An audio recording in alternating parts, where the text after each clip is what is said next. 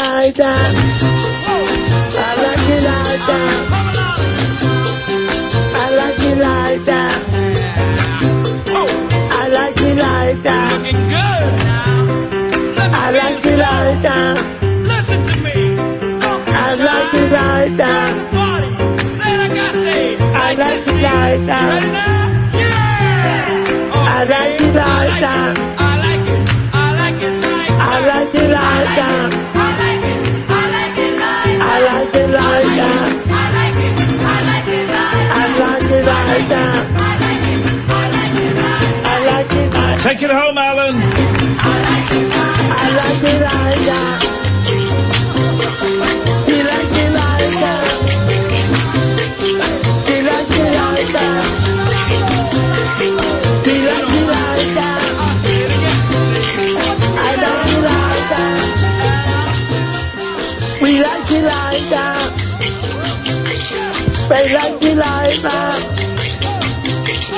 We like it like that.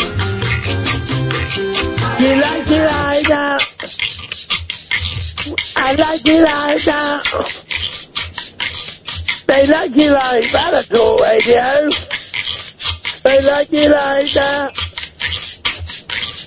They like it like that at all, radio.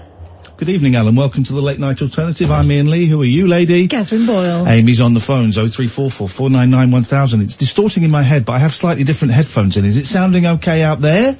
Beautiful. Then that's just the way it goes sometimes. Alan, what have you got for us tonight? Well, I've got a theory about this whole Brexit thing. Oh, well, are we doing the B word? Really? Well, I've got a theory. But it's treated like a game show. Go on then. I think Boris Johnson's in Noel Edmonds, because it's deal or no deal. Good one. Yeah, Boris Johnson's just like Noel Edmonds.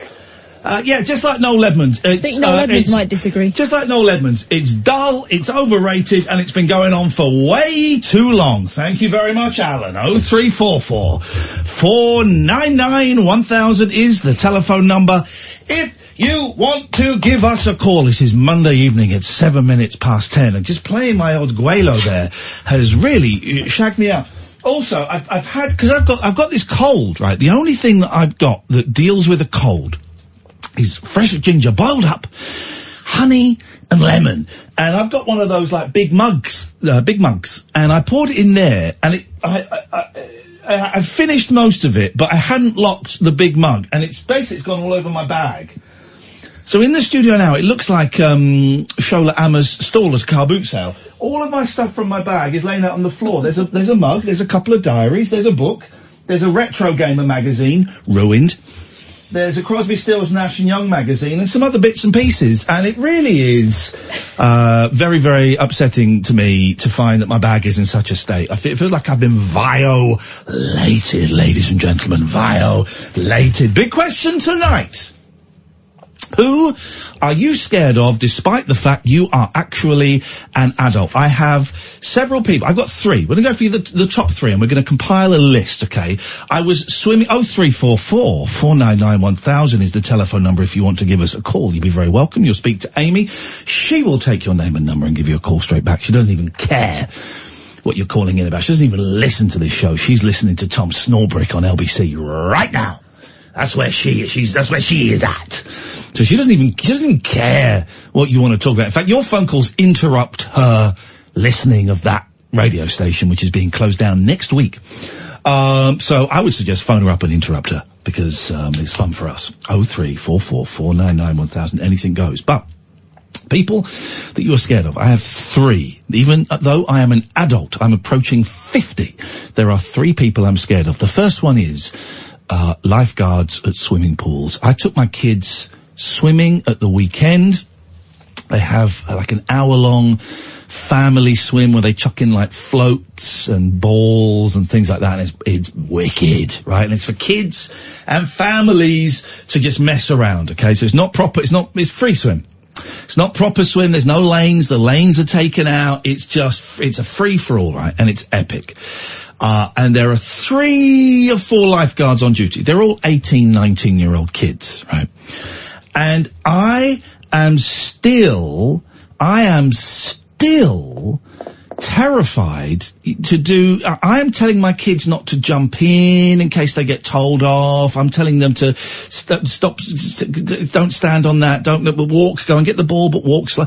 I'm terrified of the, no, stop that, no, the wagging, the whistle, and the wagging finger. No, I'm terrified of it. I'm 30 years older than a lot of these kids, and I am terrified of the lifeguards at the swimming pool. Well, you know why? Go. Because they are the embodiment of being singled out and humiliated. First the whistle, Yep. then the point. Yep. Everyone knows you're shamed. Yep. But they're great guys and gals. They're bored most of the time. When they kicked us out after an hour, because it closes after an hour, and then people hire it for like birthday parties and stuff, I booed them. And they laughed. They laughed at the booing. They got it, right? So that's number 3, right? Number 2 for me, Rebecca Vardy. Terrifies me. Dark vibe emanating from that woman. Absolutely terrified. If she were to walk in now, I would clam up, I would be all nervous, and I would be overly nice to her because I'm terrified of her. But number one person that I am scared of, despite the fact I am a grown-up man, is any form of tradesman or workman in my house. You heard how the plumber spoke to me, how he was, first thing he came in was, you got a pretend scooter out the front. Over familiar. We got a pretend, I went, what? Thinking, does he actually think it's a cutout of a scooter? No, he was just dissing it as being an old woman's scooter. No, what he was doing was showing off about his. Yeah, he's got a Lambretta. All right, fair enough, right? And instantly... That stuff still mattered to you as a grown-up person? Instantly, I crumpled and went, well, yeah, I just got it because it's cheap and no one's going to steal that. And what I should have said was, I love that bike. It's given me freedom, it's given me strength, it's given me confidence. Means everything to me. And I didn't, and then I let him try and talk me into, as if you were listening last week, you will have, Pete says we're taking the popo as red, right? I'm not afraid of the popo. Not even the armed ones? No. I have respect for them. I'm not afraid of them. Mm-hmm. I'm not afraid of them. I have a lot of respect for the lady popo. I don't think they call them that. Something about, the police officer uniform is lousy, right? But there's something about a lady police officer. That's my thing, I've decided. That is, you know, that's like some women are turned on by firemen, and for some people, men and women, it's school uniform, some men it's French maid. For me, the lady popo. It works for me. It's incredible. And sometimes I stop at a petrol station on the way home, and it's where the feds, Los Federales, hang out. And sometimes there are some lady popo there, and I've been in Nando's before, and I've seen you get unnecessary when they come in for their collection. I always nod. Good evening, officers. So no, I'm not scared of them. So it's any workman. So this plumber who tried to get me to commit insurance fraud, and for a second I'm thinking I should go along with this just to be. What basically has happened is a man has charged me £45 to ruin my bathroom. Can't use that bathroom now. Mm-hmm. Can't use it. The kids went in at the weekend and screamed. They were so scared by it. I can't use it to the point where now I'm talking to a builder to see if I can afford to get the bathroom completely redone. It has to be redone at some point. I was hoping I'd get another year, 2 years out of it. But now I have to go on another reality television show to pay for a new bathroom. I'm not going on a reality television. Yes, maybe I'll have to. So any form of workmen in my house, I am terrified of. Those are my top three. At number 3, it's the lifeguards at the swimming pool. At number 2, it's what's her name? Becky Vardy. And at number 1, it's any form of workmen in my house. Who is yours, dear listener? We'll find Catherine's in a minute. 0344 499 1000 is the telephone number.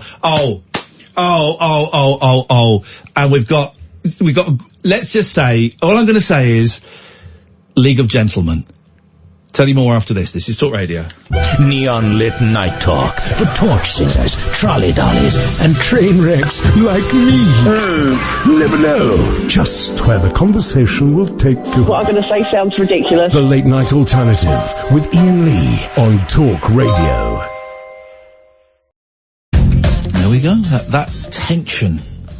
It's that little bit of tension. It's like when you go and see a rock band in concert and they come on stage half an hour after the time it says they're going to come on stage in your ticket. It's all part of the tension. The Late Night Alternative, Iain Lee and Catherine Boyle, every weeknight from 10. I have something very important I want to say. Extinction Rebellion.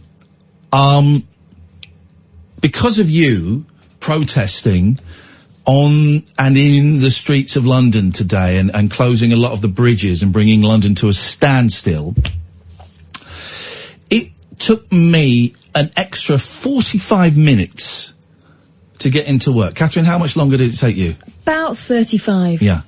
Took us much longer to get into work.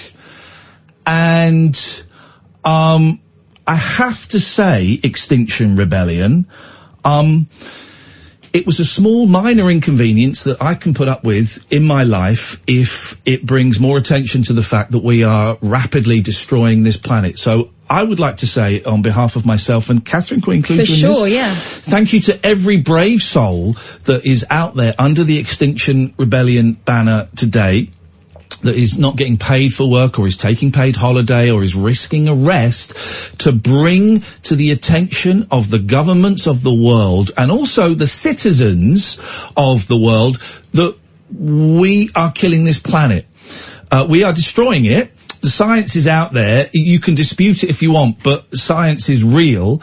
And thank you to everyone today who has been arrested, in an attempt to make sure that my kids and my grandkids have got water to drink, food to eat, and a planet to live on. I'm not going to resort to the lazy cliches calling you dirty hippies and saying you should all get jobs. I know a load of you have got jobs. I wish I were as brave as you to go out and protest. I know the protests there are slightly problematic. What if someone needs to get to a hospital in emergency? What about the people going for radiotherapy? What about? I know, but protests are inconvenient. Whatever that protest, whatever that strike is, it's always inconvenient. There will always be people that suffer more than others. I think genuinely that the good that you are doing outweighs the bad, and there is some bad. So on behalf of me, and me, Extinction Rebellion, thank you very much. Keep up the good, peaceful, safe protests.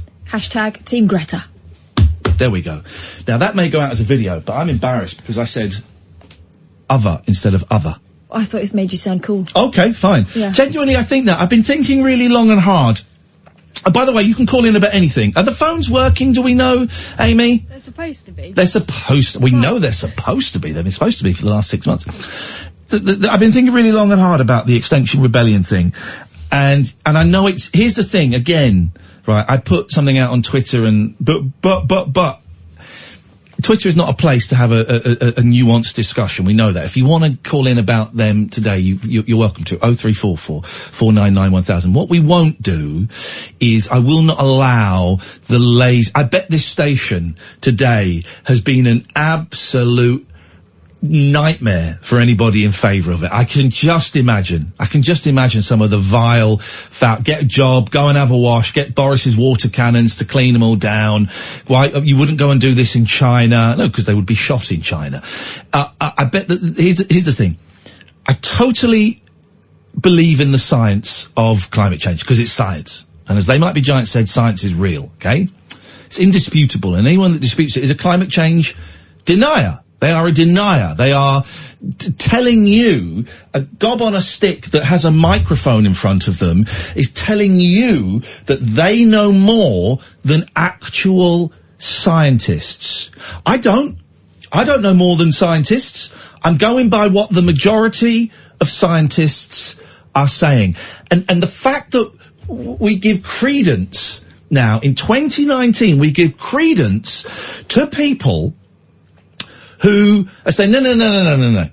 The majority of scientists are wrong. It's the scientists on the fringe. It's the Piers Corbyns. It's the ones on the fringe. They're who we should listen to. The majority of science is wrong, and they're being paid by people to tell you this anyway. The fact that we listen to those people are just really, Julia Hartley-Brewer is one of those people. She's on, what is she on here? 200,000 a year? $250,000 a year? Something like that, I would guess. Right? And who's paying her? Well, Rupert Murdoch, who owns The Sun. Right. So just keep that in context. Paying me as well, nowhere near as much, but paying me. Why would you listen to her more than a scientist? If someone can explain that to me, 0344 499 1000. So the thing that Extinction Rebellion are protesting about, I totally agree with, right? Now, is blocking several bridges in London the right way of going about it? Strikes and protests have to cause disruption. If they were just to all stand together in Hyde Park with a load of placards, well, no one would talk about them. Take a petition to number 10. Yeah. No one would talk about them. No one would talk about them. Who would care? No one would care, and it wouldn't get on the press. They have to do something that will get them in the press, and they will be talked about every day for the next 2 weeks that they're protesting, without a shadow of a doubt, right? Every single day, they will be talked about. But I also accept it's problematic that businesses are going to lose money. Small businesses are going to lose money. They're the ones that I'm concerned about. We did hear stories in the last one that people that were going off for their chemotherapy couldn't get through. I get it. It's problematic, and I don't really have an answer for that. Some people saying, yeah, well, what all the extra pollution from your car. Yeah, it took me an extra 45 minutes, an extra 35 minutes. It'll take me longer to get home because I'll have some of the bridges shut off. Yeah. I would suspect, and again, I don't know if there is an expert listening that can tell me, I would suspect that the amount of extra fuel that is used by cars and the amount of extra carbon that is put into the atmosphere over the next 2 weeks, in the great scheme of things, I would imagine is not that significant. Here's the other thing that no one's talked about so far that I've heard of. People who are taking unnecessary journeys, who don't fancy sitting in their car for an extra 10, 15, 20 minutes, and could walk, are now walking for 2 weeks. Yeah. It's forcing people to think, is this really the only way I can do this? If anyone wants to come on from Extinction Rebellion, no reason you'd be listening to this. You'd be very, very welcome, and you would not get the short shrift that I know you've got on other shows. You will be questioned. This isn't a whole, hey guys, I want to stick my tongue up your crack, and you will be questioned, because I don't quite know what the end game well, I know the end game is to try and save the planet. I don't know what the short game is, or intermediate game. Because what is it that you want Boris Johnson to bring closer the date that we go carbon neutral? I don't know. Actually, now I've said it out loud, I think that probably is one of the things that they are suggesting. Another thing I like about this is it's all completely peaceful. It's all peaceful. There's no violence. There's no aggression. I took my kids to see the last one because I thought it was important. There's no violence. There's no aggression. Harrison says, I agree with the science. I disagree with those who are resisting arrest and making things difficult for the police. Well, that's part of the job of a protester. I don't think they're, I don't think they're resisting an arrest in as much as they're being violent or aggressive. I think they're just doing that thing of making their bodies go limp. I think. Again, if I'm wrong, if you have seen stuff to the contrary, then let me know. And don't worry, we're going to tit around tonight. This isn't all going to be this. This isn't the new direction. This is just what I wanted to say anyway. Resisting arrest is kind of part of it. And someone say on Twitch said, what about the police being stretched because there's all the stabbings? Yeah, the police are being stretched. Yeah, like I say, it's problematic. I can't 100% get my head completely around what they're doing. And I'm happy to be swayed either way on some of the stuff that they're doing. But overall, I think they're doing more good than harm. I think their message is pure. The fact that last time all the streets were covered in, all their graffiti was done in chalk. And the day that they were wrapping up, do you know what they did? Washed it off. They washed it all off. Well, you can't argue with that. They're not spray canning it everywhere. They washed it all off. It's peaceful. It's an occupation. I think I'm on their side. Part of me wishes I were brave enough to go and join them. So that in 40 years' time, my grandkids say, well, did you do anything in that, Grandad? I suppose I can say I supported them on air when 90% of my colleagues were calling them out for being scumbags. I suppose I can say that. That's something. That's a tiny part to play. I think I'm definitely on their side. I think I pretty much condone what they're doing. I think. Okay. But it's nuanced, and it's subtle, and there's shades. We've got in the Evening Standard Online, nearly 300 people have been arrested in connection to the Extinction Rebellion protest in London, as activists brought Westminster to a halt. It comes as the group demands the government takes urgent action on climate change, banners with tell the truth, no coal mines, no fracking, right. 300 people, some of them will be wrong-uns. Yeah. Yeah. Well, there's some wrong-uns working here. You know, there's wrong-uns, you get a group of people, there'll be wrong-uns. I kind of agree with them. I do agree with people's right to protest. I do agree with people's right to strike. I agree with all of that. I agree with it. And as for the use of police resources, we find them for other things. Yeah. This is something, these people think that the end of the world is coming. Yeah. They're trying to save the world as far as they're concerned.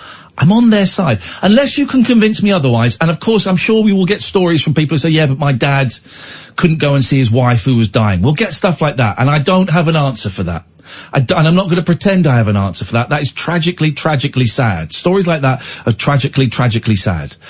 I don't have an answer for that. And that's why I'm not as popular a radio host as I know I could be, because it would be so easy for me to come in and say these absolute shitbags on the street should all be carted off and hosed down with water cannon. Or it would be easy to come in and say I totally agree with them 100% and everything that they're doing, and if you couldn't get to your chemotherapy, well, that's just tough because we won't have a planet in 50. If I could pick a side like that, I'd be a much more popular radio host. I can't. It's nuanced. Nuance is the word. Real life isn't Twitter. No, it isn't. It isn't, and we've lost that.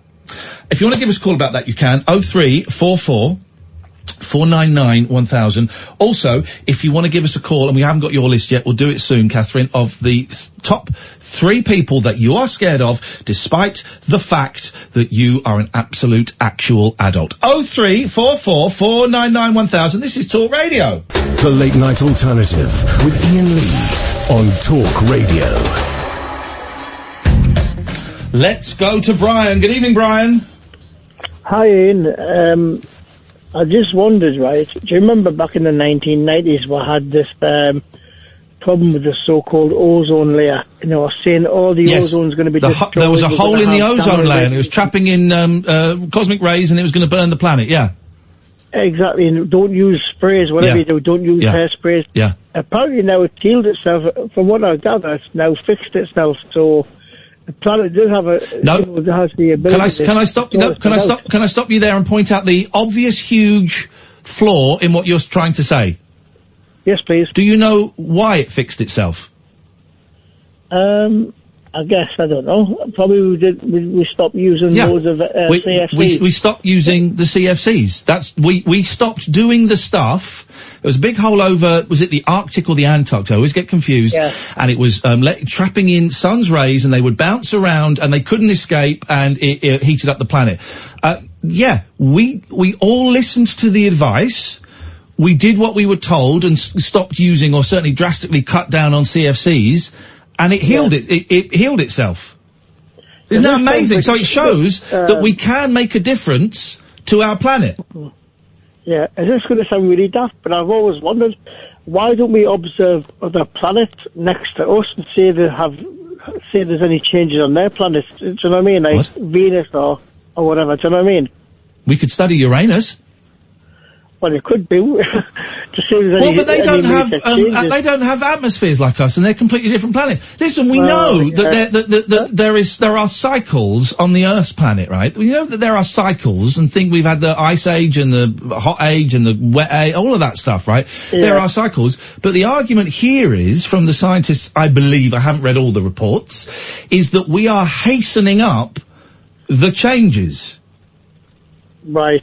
And making it worse significantly quicker. Yeah. And by what we did in the 90s, it was kind of about, it was the mid 80s, I think it was really brought to attention, because I remember doing endless school projects on it when I was about 14, 15, 16 years old.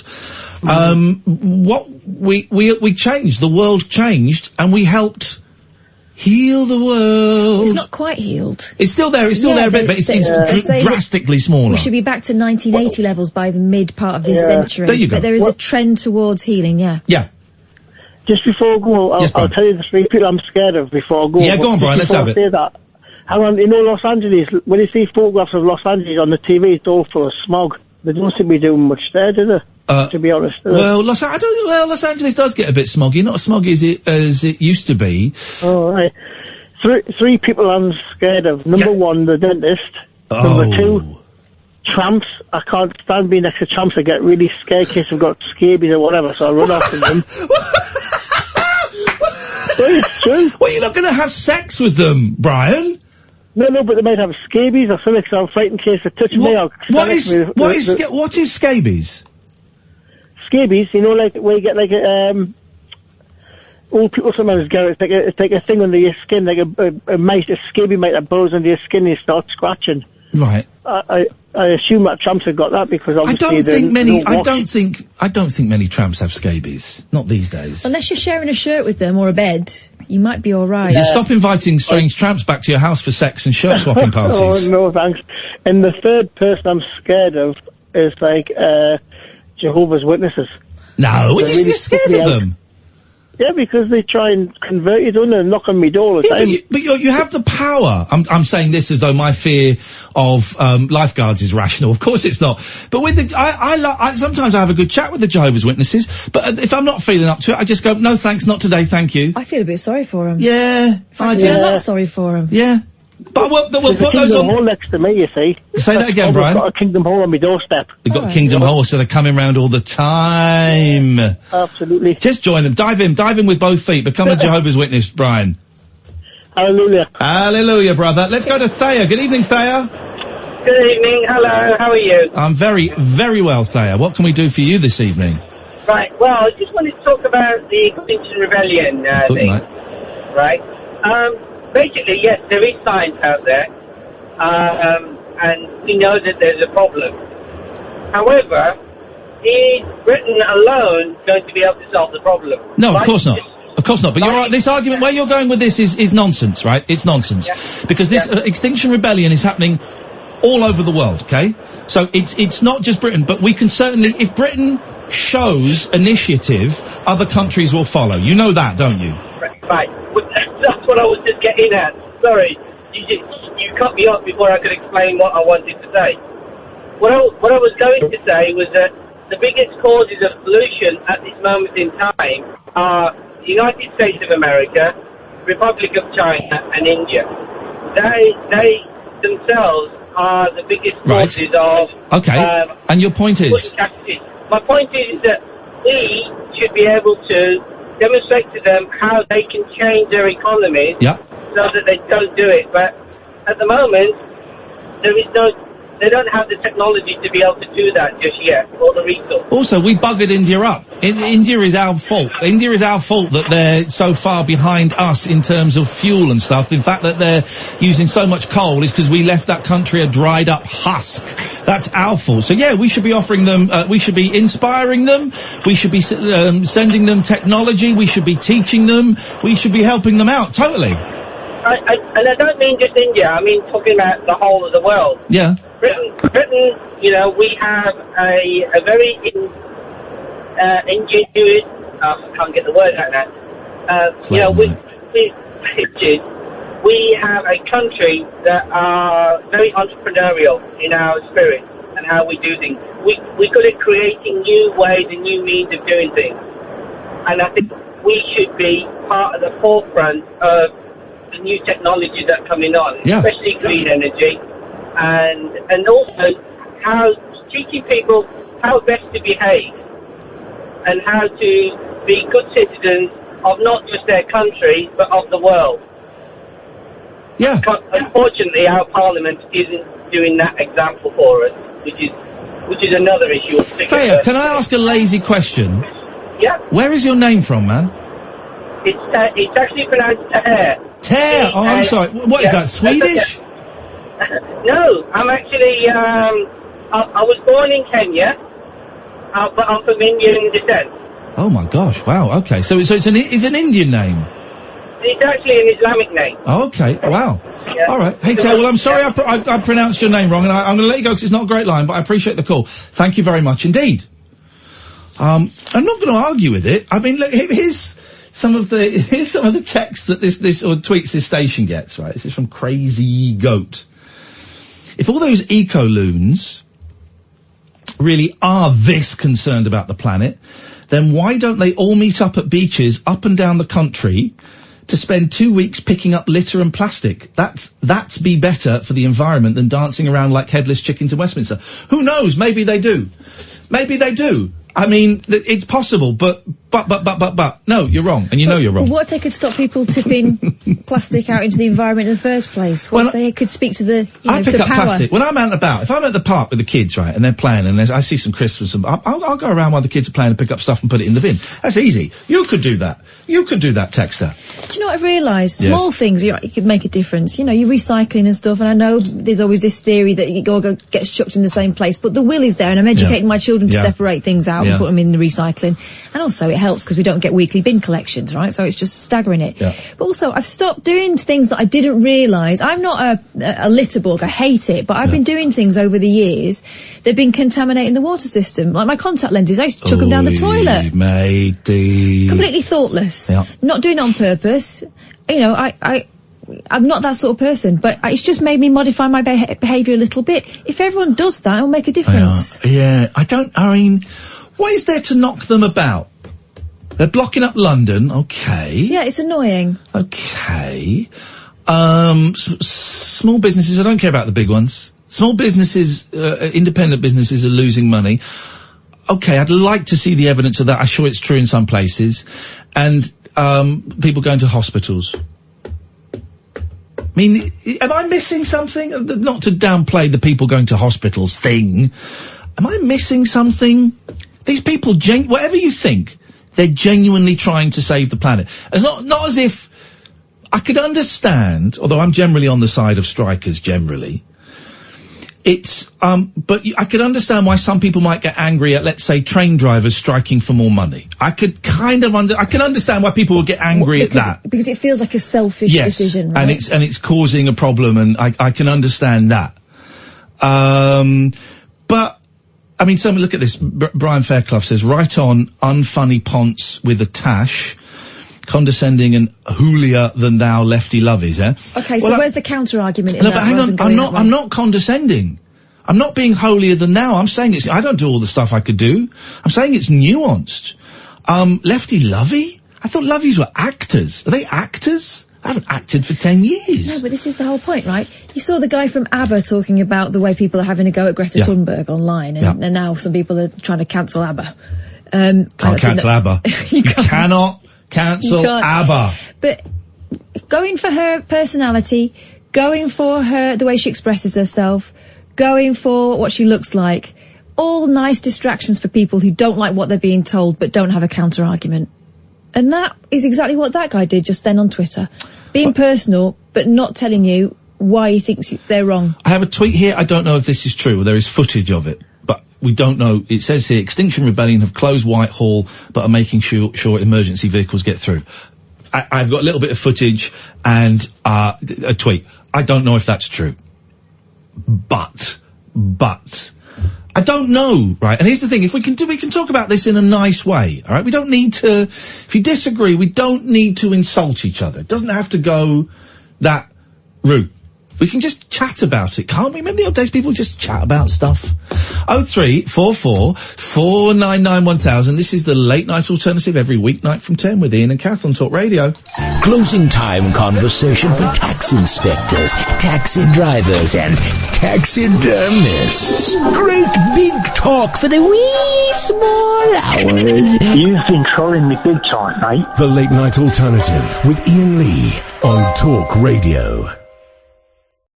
There's some very strange tweets. Environmentalism is recycled communism? I don't even know what that means. 0344 499 1000. Good evening, Vic.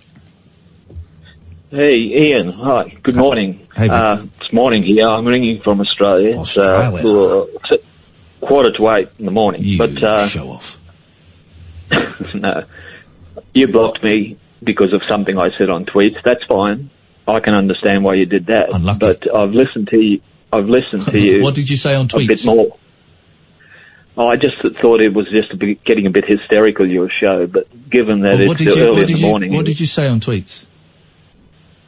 I can't even remember. I said it was a bit of pseudo, put on all the laughter and all the rest of it. Oh yeah, you didn't like the fun, did you? You didn't like the fun and you didn't like the laughter and you thought it was all a put on. Right, okay. Well, that particular day, and then I listened to it, and then I saw a different side of you. And, okay. And I must apologise because I think I didn't listen to you long enough to make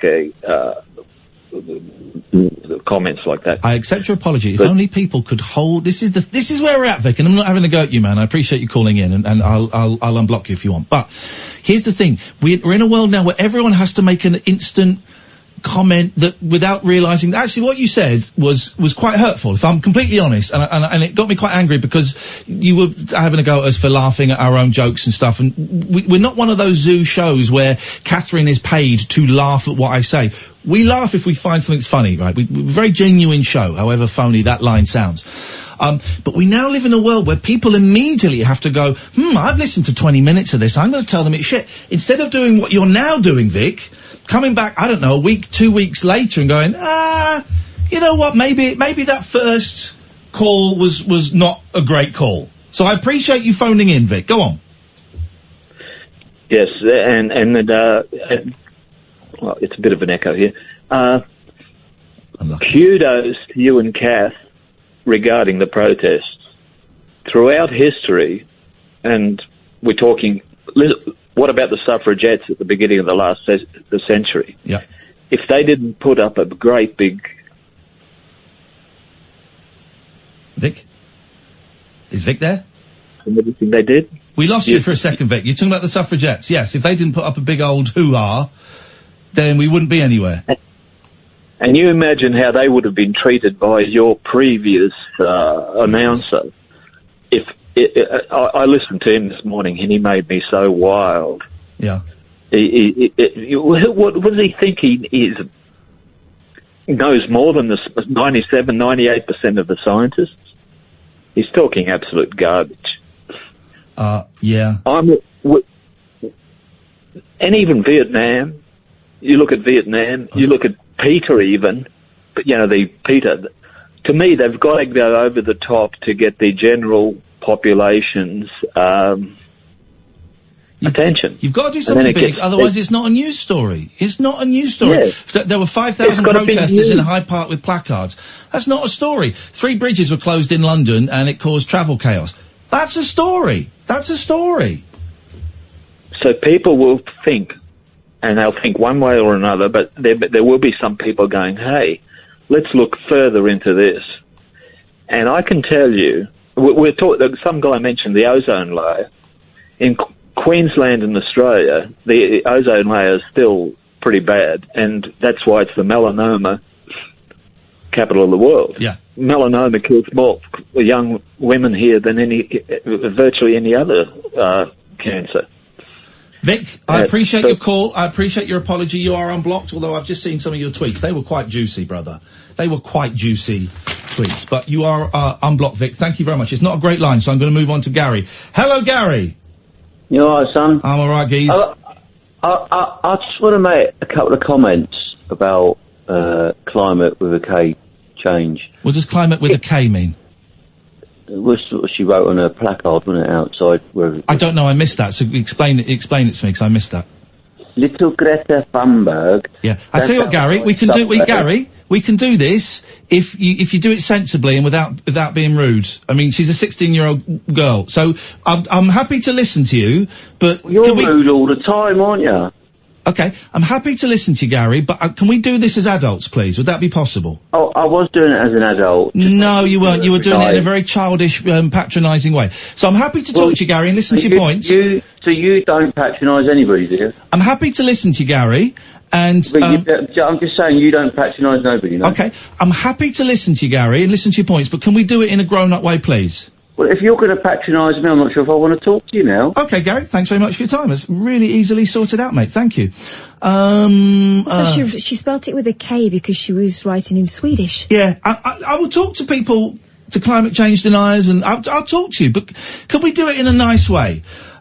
Jesus, I don't want to talk to either of these idiots. Susan, say hello to Paul. Paul, say hello to Susan. Amy, turn our microphones off, please. Good evening, Ian. Good evening, Catherine. First of all, young man, Mr. Ian Lee, I would like to pay compliments. Good evening, Susan. Good evening, darling. But can I just pay this boy a compliment, please? This boy, Ian. He said that he takes his children to the park. He teaches them about picking up litter, and when the children are playing and whatsoever, he picks up crisp packets and stuff like that. Now that is massively respectable behaviour. I have a massive amount of respect for that boy for doing that. That's Susan? massive. That's massive. Susan? Yeah. Did you not just hear Ian Lee? He said he was taking his microphone off and he was going to let me speak to you. Yeah, whoever it is. My name is Paul. Yeah, okay, darling, but I just want to make I'm making a compliment. You're making a very good point. I agree with you. Yeah. But also, I want to know, I have a massive amount of respect for you saying that.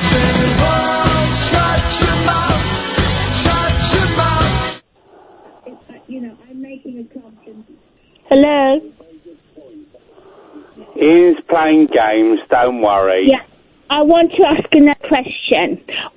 I've just had a beef with somebody. What was the nationality of Carlos Santana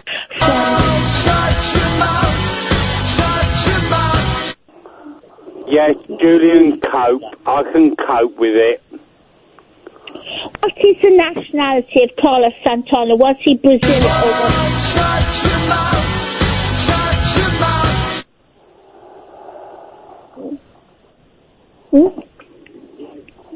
Can you tell me, darling, please? Anybody? Susan, it's just you and me, love. Yeah, but can you answer the question? What was the nationality of Carlos Santana, one of the most brilliant guitarists in the world? Yes. Was he Brazilian or Spanish? Because I've just had a beef with somebody. I said he was Brazilian. I know he was South American, but I don't know which part of South America he came from. Right, can you put me through to Catherine? I want to speak, Catherine, please. You won't get through. You can speak to me. It's a female issue, and I'm going to talk to you about it because you're crap at that sort of stuff. Put me through Catherine, please. Okay, my name is Paul. I'm not one of the radio presenters. I'm not Ian Lee. I don't care who you are, darling. I want to speak to Catherine. This is a female issue, please. What, about Carlos Santana? No, it's a female issue. Well, you can speak to me about a female issue if I'm male. No, because you're crap. Why am I crap? You don't even know me. Yeah, could I please, I retract that statement immediately. I would like to retract that statement immediately. May I speak to Catherine? Mexico. May I speak to Katerina? Mexico. May I speak to Mrs. Catherine Mexico. Boyle? Mexico. Could I please speak to Catherine? Please, could I speak to Mrs. Catherine Boyle? Mother of 2 children, 2 daughters, and wife to husband, a very lucky husband. Can you just put me on to her, please, and stop mucking about? Come on, Ian, stop mucking about. Put me through to Catherine. Where is she? Has she gone Mexican. out? Mexican. Oh, you're just pissing me about. Mexican. As usual. Mexican. Mexican. You're not being fair, Ian. Oh, God.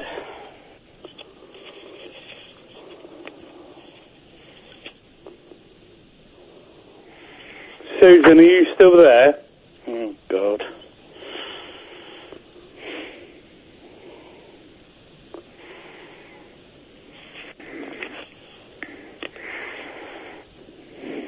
Susan, I can hear you breathing.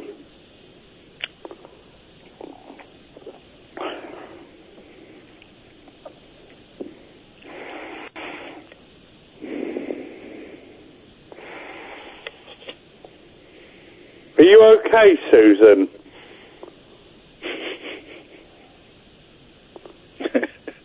I care. Oh, God.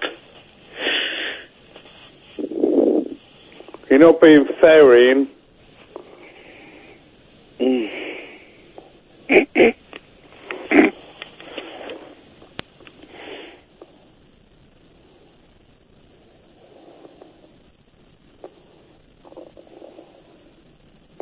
Can I help you, Susan?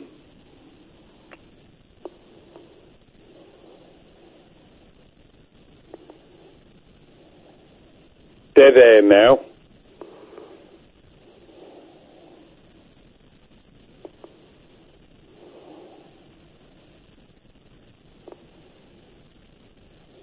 How much dead air do you want, Ian? Because I'll carry on holding the line and give you as much dead air as you want. and I let the world shut their mouth.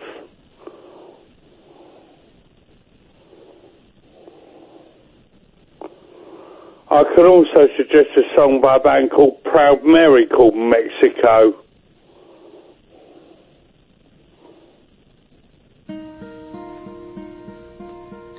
Hello, darkness, my old friend. The Sound of Silence. How did I know you were going to play that now? With you again.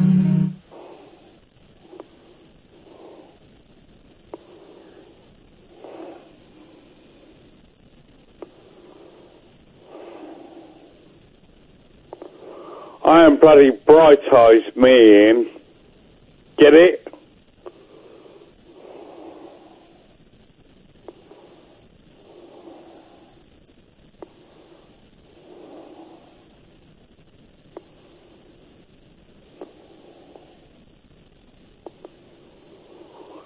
Silence is golden.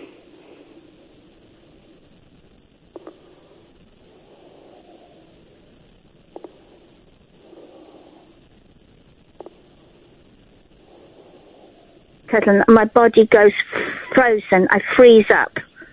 And I push him away. Can you give me any advice? Because it's all to do with the bloke I had before who was messing me around. Can you please help me with that?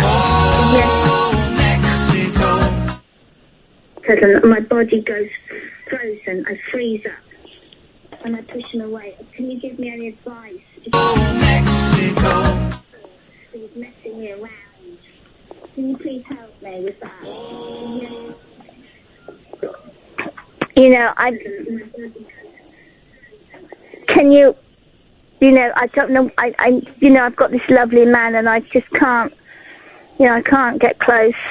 I just keep freezing up all the time, Can you sort of... Okay, Susan, it's Paul again. Yeah, it's okay. Can I give you a bit of advice? Yes, please. If you feel frozen, then just let it go. How can I let it go? How can I let it go? Do you get that? No, I don't, because that's why I'm asking you. I don't know how to let go of it. That's why I'm asking for advice. He's a nice to a song man. called Let It Go from the film called Frozen. Yes. You know but that? But I don't know how to put that... Yes, I do. I need to know how to put it into practice. We can still put it into practice. The Late Night Alternative with Iain Lee on Talk Radio. We have ways of making you talk.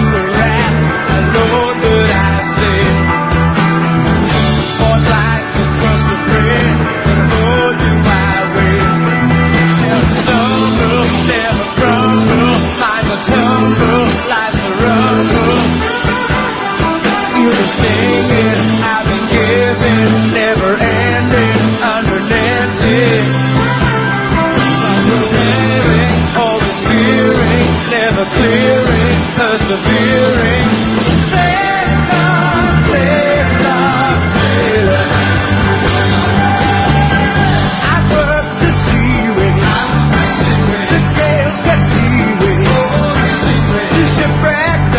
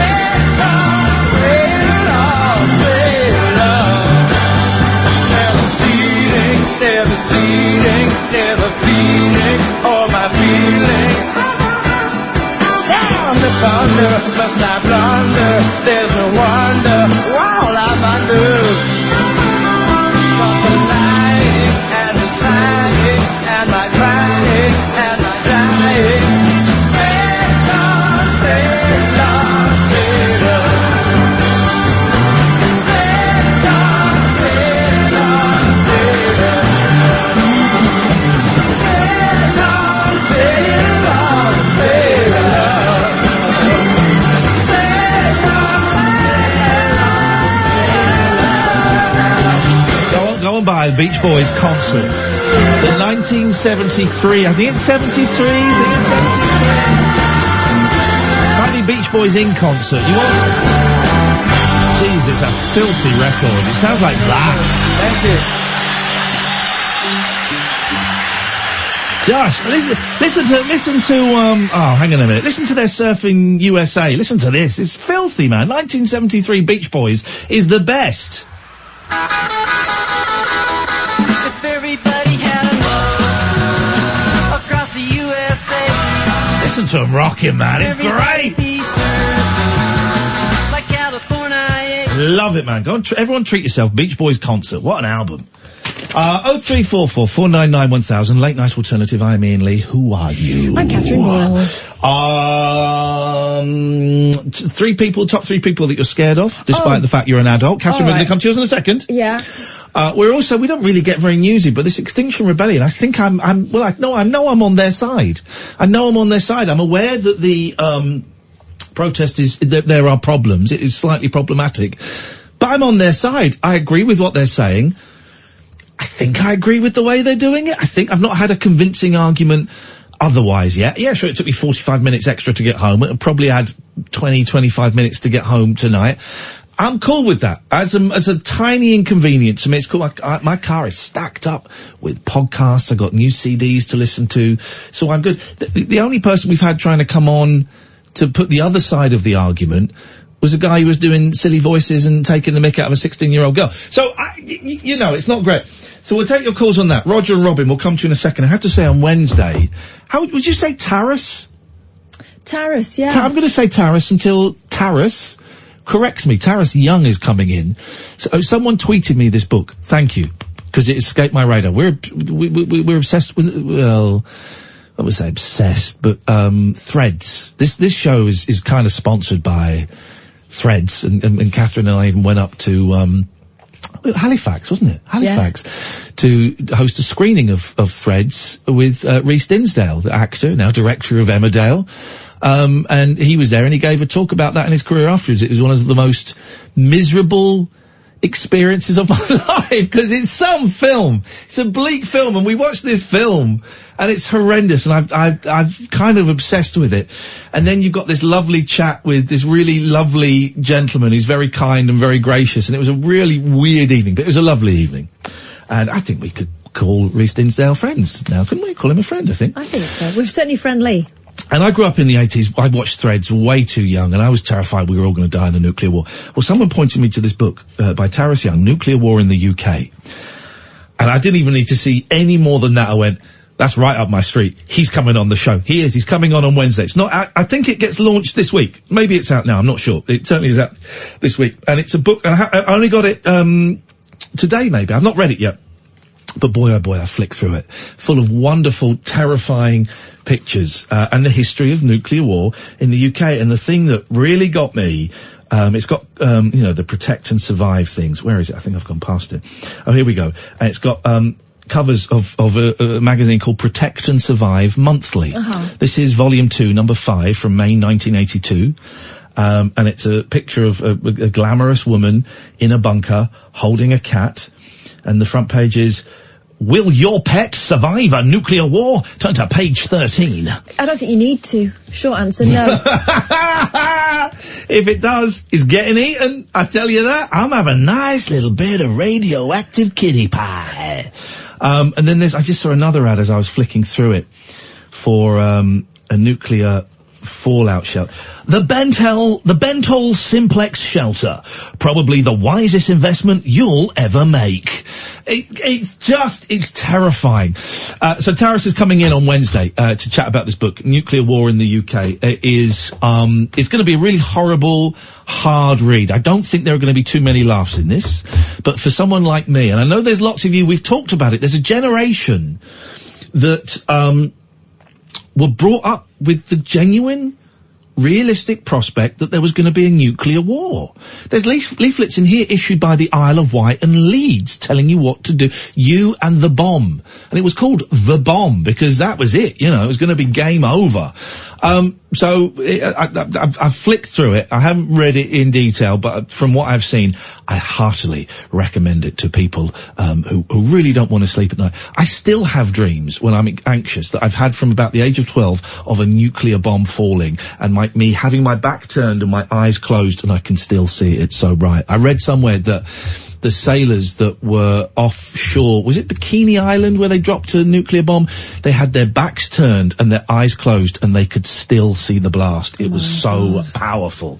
Anyway, so that'll be a laugh. We'll play some like Benny Hill music or something in the background. I don't want it to get... We'll keep it light, shall we? We'll keep it light and frothy. Let's go to... Oh, what a surprise, these...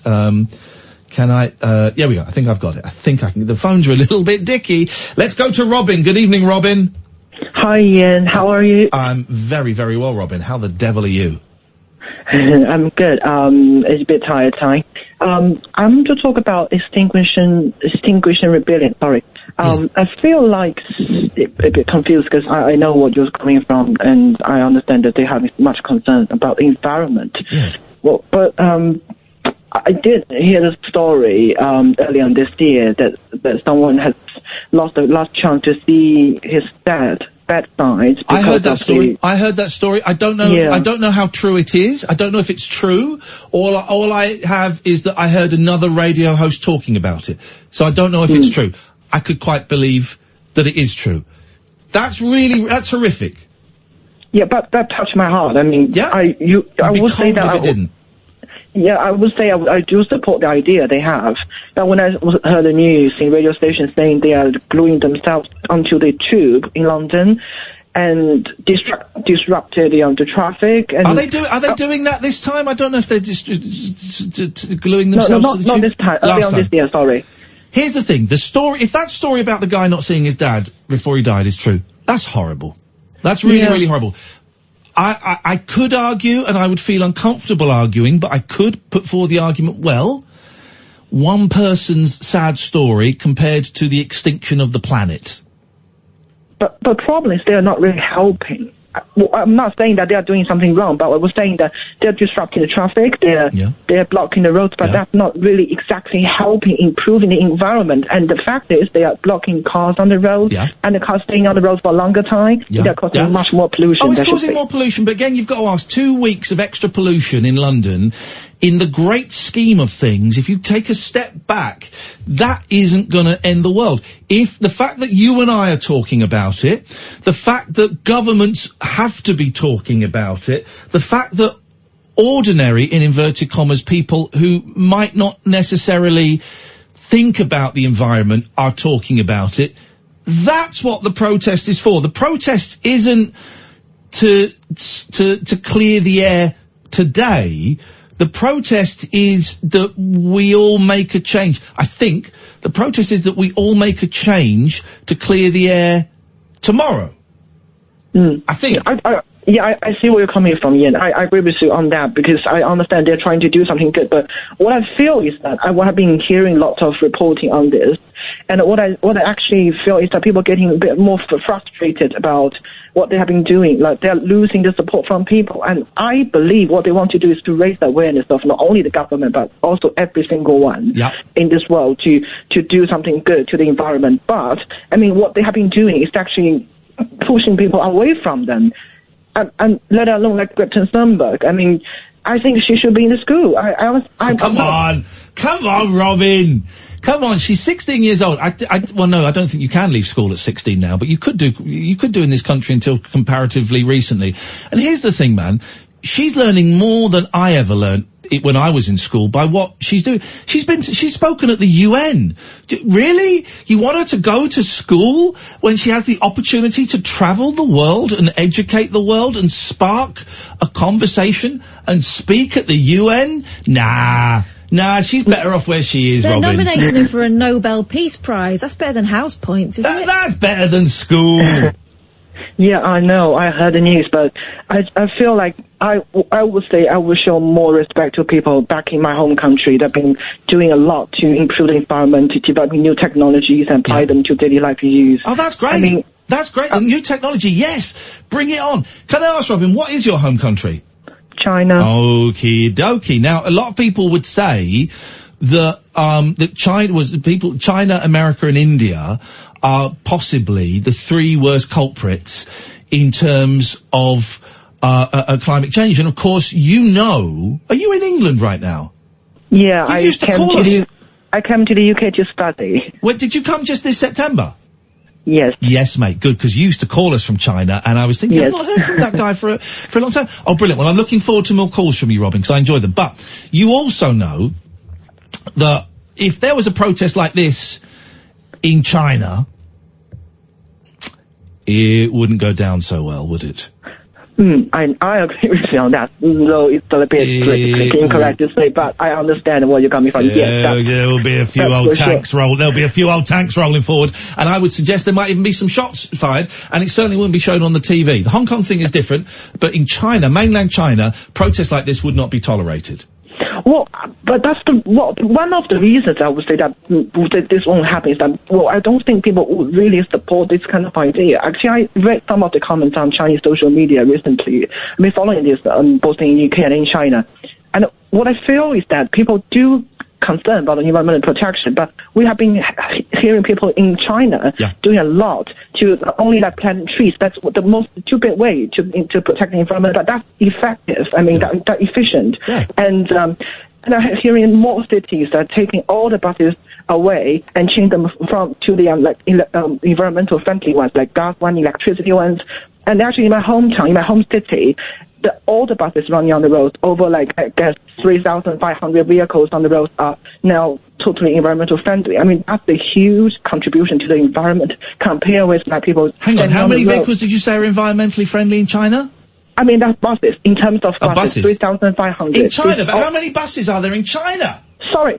I mean, in my home city. Oh, your home city. Okay. All right. Well, listen. Sorry. I agree with what you're saying, apart from the bit about Greta should be in school. Robin, I'm going to let you go in a second, but before I do, I need to know, you are an adult, you are a grown-up person. I want 3 people that, despite the fact you are grown up, you are still scared of. My mom, dad. There we go, mum and dad, that's 1 and 2. I want one more, go on. Professor. You're Professor. Robin, thank you very much. It's nice to speak to you on a clear line without a delay for a change. Robin hasn't called us for ages, but I remember, I enjoy Robin's calls. I look forward to plenty more of them. Let's go to Roger. Good evening, Roger. Good evening, Ian and Catherine. Hey. Guten Tag, man. How long was I on? Because I had no idea until Ollie DM'd me. I'm afraid that question cannot be answered. You have to listen back and you will find out for yourself. We cannot answer those questions. You may have heard me getting back into bed. Oi! Donald, where's your trousers? Right, I haven't got a top 3. I've only got a 1, but it's a doozy. Give us the one that you're scared of. You're a grown man, you're an adult. I've seen pictures of you. I've met you in the flesh. I've pressed your flesh whilst you're asleep. Let me know who is the one person you are afraid of.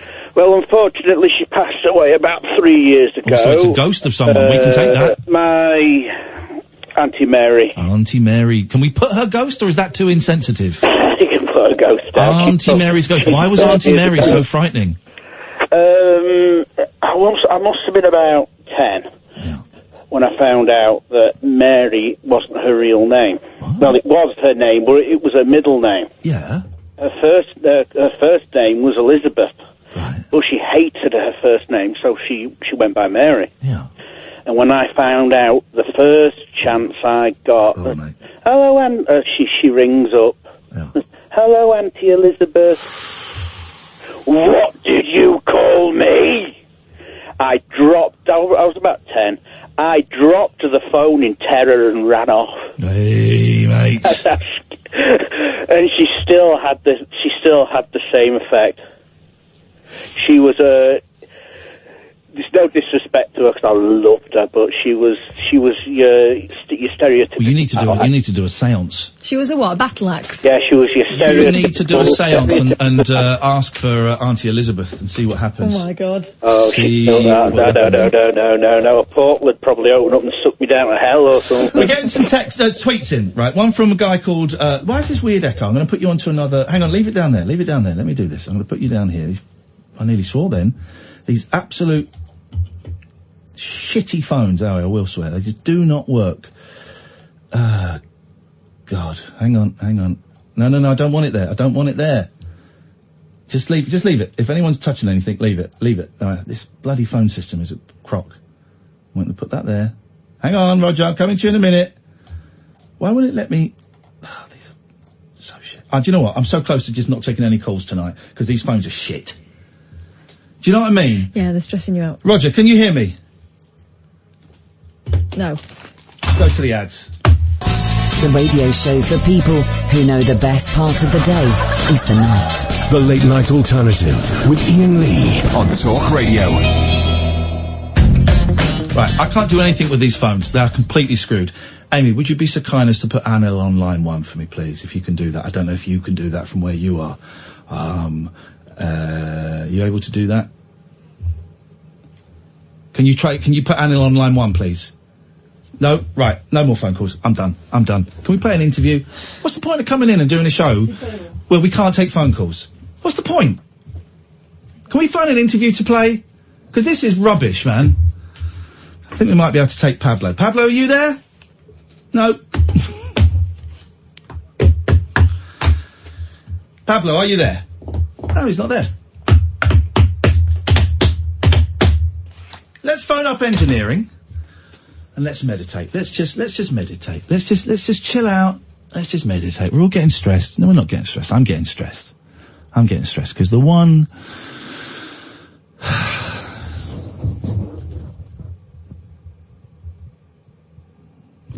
thing I need to make this show, there's a few things I need. I need Catherine, I need a few ideas, I need some bits and pieces, but really the one thing I need, right, the only thing I need to give you 3 hours of top quality entertainment, it's the only thing, give you top quality entertainment, is a working phone system. And it's just crashed again for the umpteenth time. It's cutting people off, won't let me put an echo on the line, won't let me talk to people, won't let me do anything. So what am I supposed to do? No, Conspiracy. I'm trying to work it from in there and dragging it across. It's showing up on one computer, not on others, not on yours. It's a conspiracy because we are preaching the benefits of Extinction Rebellion and the right-wing media. I believe it. I totally buy into this. The right-wing media is trying to shut us down. We've got some tweets. That made me laugh. So, Ian, you agree with the protesters and you want to save the planet. Are you going to get rid of your car and stop using planes? And if not, why not? Here's the thing. You're not allowed to protest about the environment if you've ever eaten meat, ever got a plane, ever lived life.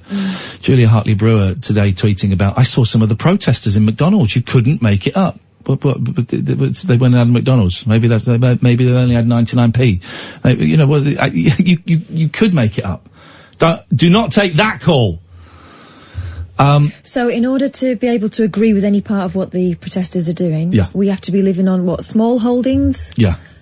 Farming our own vegetables? You can't have worn clothes, you can't have driven a car, you can't have, I'm switching this off. What am I going to do for the rest of the show, Catherine? Because we don't got no phones. Goodbye, computer. Well, goodbye. There is part of me that thinks that the engineering will sort it out. There's another part of me that thinks I've got a hard drive out there with some great interviews on it. Let me think. Can we play a trail while I think, please? The wild man of late night radio. The Late Night Alternative with Iain Lee on Talk Radio. Hello, darkness, my old friend. I've come to talk with you again. Because a vision softly creeping left its seeds while I was sleeping.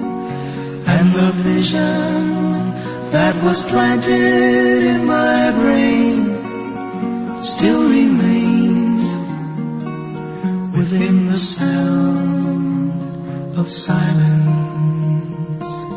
In restless dreams I walked alone, narrow streets of cobblestone, neath the halo of a street lamp. I turned my collar to the cold and damp, When my eyes were stared by the flash of a neon light, it split the night and touched the sound of silence. And in the naked light I saw 10,000 people, maybe more. People talking without speaking. People hearing without listening. People writing songs that voices never shared. No one dared disturb the sound of silence. Fools say you do not know. Silence like a cancer grows. Hear my words that I might teach you. Take my arms that I might reach you. But my words like silent raindrops fell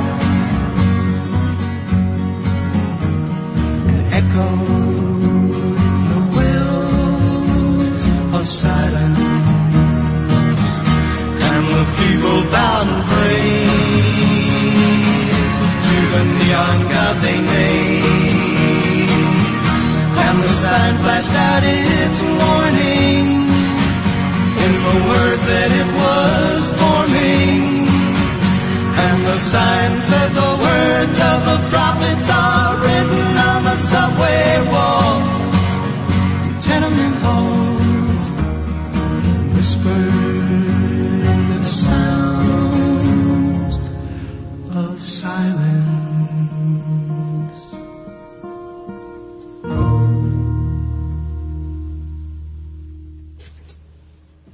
There we go. Right, that's, I think they're called Simon and Garfunkel, those guys. Who knows? We haven't got any phones. Don't phone in. You're three people that you're scared of. I knew there was a reason I knew there was a reason we were holding back. Go on, Catherine. Who are the three people, despite the fact that you are an older lady, you're a MILF, some guys might say, you put in a face that it's actually one of the highest compliments an old woman can be paid. Wow, okay. It's better than a gilf. So who are the three people that you are afraid of despite being a grown-up? I think it's all rooted in the fact that I hate being told off. It's true. I've seen people try it. I hate it. I really hate it. It really gets my back up. So, number one, bouncers. Okay. There have been two examples of bouncer intervention that have, where I've been told off. Unfairly, I think, on the first, and probably quite fairly on the second, but it's embarrassing. It spoils the party. The first time was when I was a student. I must have been about 19, Nottingham University. We went out to one of the club nights. One of my hilarious housemates, male, decided to put one of those cable ties around my wrist and pull it as tight as he could go. No! Really hurt. So I'm trying to bite it off. I was in this club. I was trying to bite it off in the corner. A bouncer came over thinking I was doing coke. Nearly chucked me out. And I went, no, I've got this. Can you get me some scissors, please? And they managed to free me from that. Using a bit of cocaine. Outrageous. I thought I was bang on it right there in front of everyone. Incredible scenes. Wasn't. I was just trying to get out of my restraints. Second time. Yeah. Quite a lot older, probably in my 30s, with my mates. We've been there for quite some time, so quite a lot of booze had been taken. And they put Dirty Dancing on. So, of course, we went for the lift. Lifting, you have Apparently lifting is against club rules these days, so we got threatened if my feet came off the floor again, we'd be out. Really? You weren't allowed to lift? No. What, was it low ceiling or something? They just said it was too dangerous. I mean, it was dangerous. We were all absolutely mullered. Yes. That's the thing. US Customs, obvious reasons. They always make you feel guilty.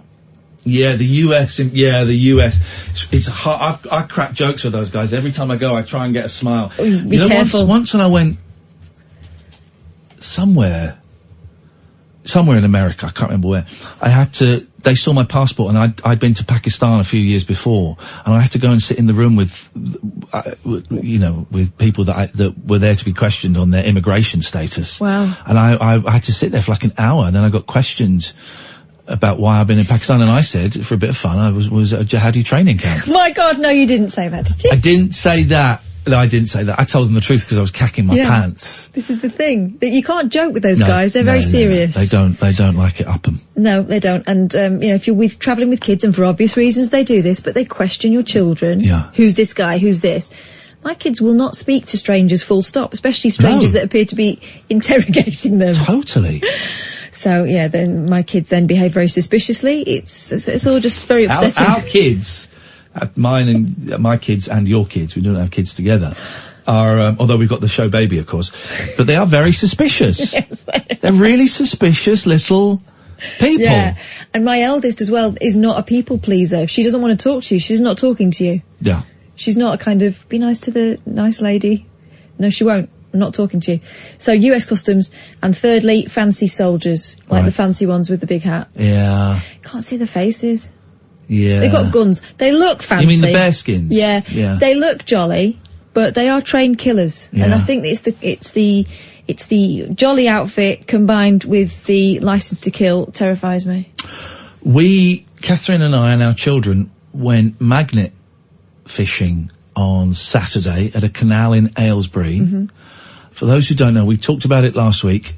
You get a big, a good length of rope and a big old powerful magnet on the end of it, and you kind of put it in the canal or a river or a body of water, and you kind of walk up and down with it, and hopefully you get debris. Now, we had a caller last week who found loads of guns. And I think he found like 5 or 6 guns, and it became quite a big news story over this bridge, and he'd found all these guns. And I made the mistake of telling my kids that. So instantly they're thinking, hoping for guns, yeah. Well, one of them said, I hope we get a rocket launcher. I said, yeah, but if we, first of all, I hope we don't get any weapons. Actually, I really hope we got some weapons. Yeah. I said, but if we do, we are going to give them to we have to give them to the police. And they said, okay, that's cool. So we went to this place, where it was sort of, it was nearish Aylesbury. Yeah, it was the Grand Union Canal. The Grand Union Canal. At Bulbourne. Quiet bit. And we had 2 hours of not really catching anything of any note whatsoever. But you know what? Kids were mesmerised. Kids loved it, didn't they? Yeah.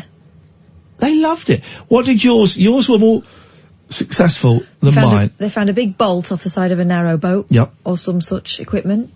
That was big. That was about 2 foot. It was massive. Long, yeah. It was massive, and that was like one of the first things that was found. Yeah. Within about 5 minutes, so they were well chuffed. That was kind of the last interesting thing they found. Load of nails. There was a lot of like chippings off the side of boats, wasn't there? That were sticking to the magnet. But I think really, we got the real treasure. Yeah. We got half a sunglass. We got half a sunglasses, a sunglass, I guess you'd call it. So it was a pair of sunglasses with one of the lenses missing. But it was like they found the Ark of the Covenant. They were wearing them. Oh God, there's pictures with them all in them. They were totally wearing them, and they were so thrilled. And we were there for 2 hours, maybe just shy of 2 hours, walking up and down the canal, and they loved it. And also, we got to see something I haven't seen for years. You've never seen. I've never seen apart from on telly. The kids got to take part. We got to help a boat go through a lock in the canal, because we were walking past and this boat was going past, and we saw this boat going into a lock, and I right, now's a good time to do some daducation, and I said, well, you know what this is? We look, the water level's different, and what they do is it lowers it, and it goes, all right, oh yeah. And they were kind of interested in it. And then they saw some other kids were pushing one of the lock doors shut, and I said, well, in a few minutes, we're going to have to open this side, and I'm sure the kids and the lady, whose boat it is, I'm sure they'd let you open the door and then shut the door, which of course they did, and all of the kids, I mean, I don't know how much impact they were making. Maybe she was doing most of it on her side. There was about 7 kids. There was our 4 and another 3, maybe another 4, all pushing this door, and they were all they were stood behind this woman waiting so they could get in and get the best spot. They were really giving it everything they had, pushing this door. They were thrilled by it, absolutely thrilled. And then we let them go across the lock on this little kind of walkway across the gates, and I tried to Just contained my heart attack. Oh, you did? I'm sorry, because I said to my kids they could do it. But I could see the other side of it. Yeah, it was, yeah. It was a sheer drop onto rock. Yeah, my kids annoy me. But, so I don't mind taking those risks. It was a moment that terrified me as a parent, but actually they were elated. But it was great. Go to a canal. And how dull is this, right? You'd think. And it wasn't the best weather. It was a little bit drizzly. It was very grey. Go to a canal for a couple of hours. I had a flask of hot chocolate. So they were having their hot chocolates and thinking they were very grown up. Everyone was smoking weed, though. Not our kids. Our kids were smoking hash. No, everyone in every boat was smoking. We had a fat doobie on. There did seem to be a little bit of a riverboat culture going on there that we were not part of. There was this stoned guy was pointing out carp to us, and I'm thinking, please don't point out carp to my children, you junkie. But then we saw a cute dog in a boat smoking a joint, and then we looked through at the dog and we saw his master was sitting next to him smoking a big fat one. Big old fat doobs on the go. The dog was obviously gasping for air. But then one good thing, one of the stoners, as we were leaving, remembered he dropped like a thing. Sack barrow. A sack barrow. I didn't know what that was. He dropped a sack barrow in the thing and hey man, can I borrow your magnet please to get this out? So we did see the magnet very, very strong. That was the kids' magnet as well. Yeah, it was impressive. Very, very strong, pulling out a huge piece of metal equipment. But all in all, great that British Waterways maintained that section of the Grand Union Canal, so it was clean as a whistle down there. We couldn't find anything. But disappointing from a magnet fishing perspective. Yeah, but we'll go again. Here's the thing, magnet fishing, unlike actual fishing replenishes, right? Because they have baby fish and stuff like that. Oh, I need to speak to you about my chimney in a minute, dear listener. This is exciting radio. But magnet fishing, once it's all been collected, that's kind of it. No, because those things are chugging up and down, dropping stuff all the time. Well, but you need to get tossed off. Something needs to get tossed off for it to be in there, because it's not, So what, we're actually encouraging river littering? Yeah, well, my youngest wanted to throw the flask in there and then, so that we'd have something to get out, so you can jog on. Did he? Sunshine. Yeah, he did. When we went back to the car to get it, he'd throw that in. I said, we're not going to do that. We'll catch diphtheria or something. Don't phone in, dear listener. The phones aren't working. So me and Kath are just going to sit here and chat for a bit. This is Talk Radio. The Late Night Alternative with Iain Lee on Talk Radio. Someone sent me a link, which I have now lost, of someone magnet fishing. They found a bomb. An actual bomb. Well, the joy, the thrill. My youngest has asked me when we go to the Lake District soon whether we can borrow your magnets, because she wants a World War II bomb. Well, she seems to think that they targeted the lakes a lot. Your youngest, yes. She terrifies me. That's another person that scares me, is your youngest. She scares me too. She's actually freaky. Did you drop her on her head as a baby? You did, didn't you? Not enough. No, she fell down the stairs a couple of times. Oh, that was it. They'll Okay. do it. This is a good one. JJ Frog says, I drive to work. By the way, the phones aren't working, so deal with it. I drive to work at 3 a.m. and I get this. Nothing scares me more than having a police car behind me at that time when I'm the only other car on the road.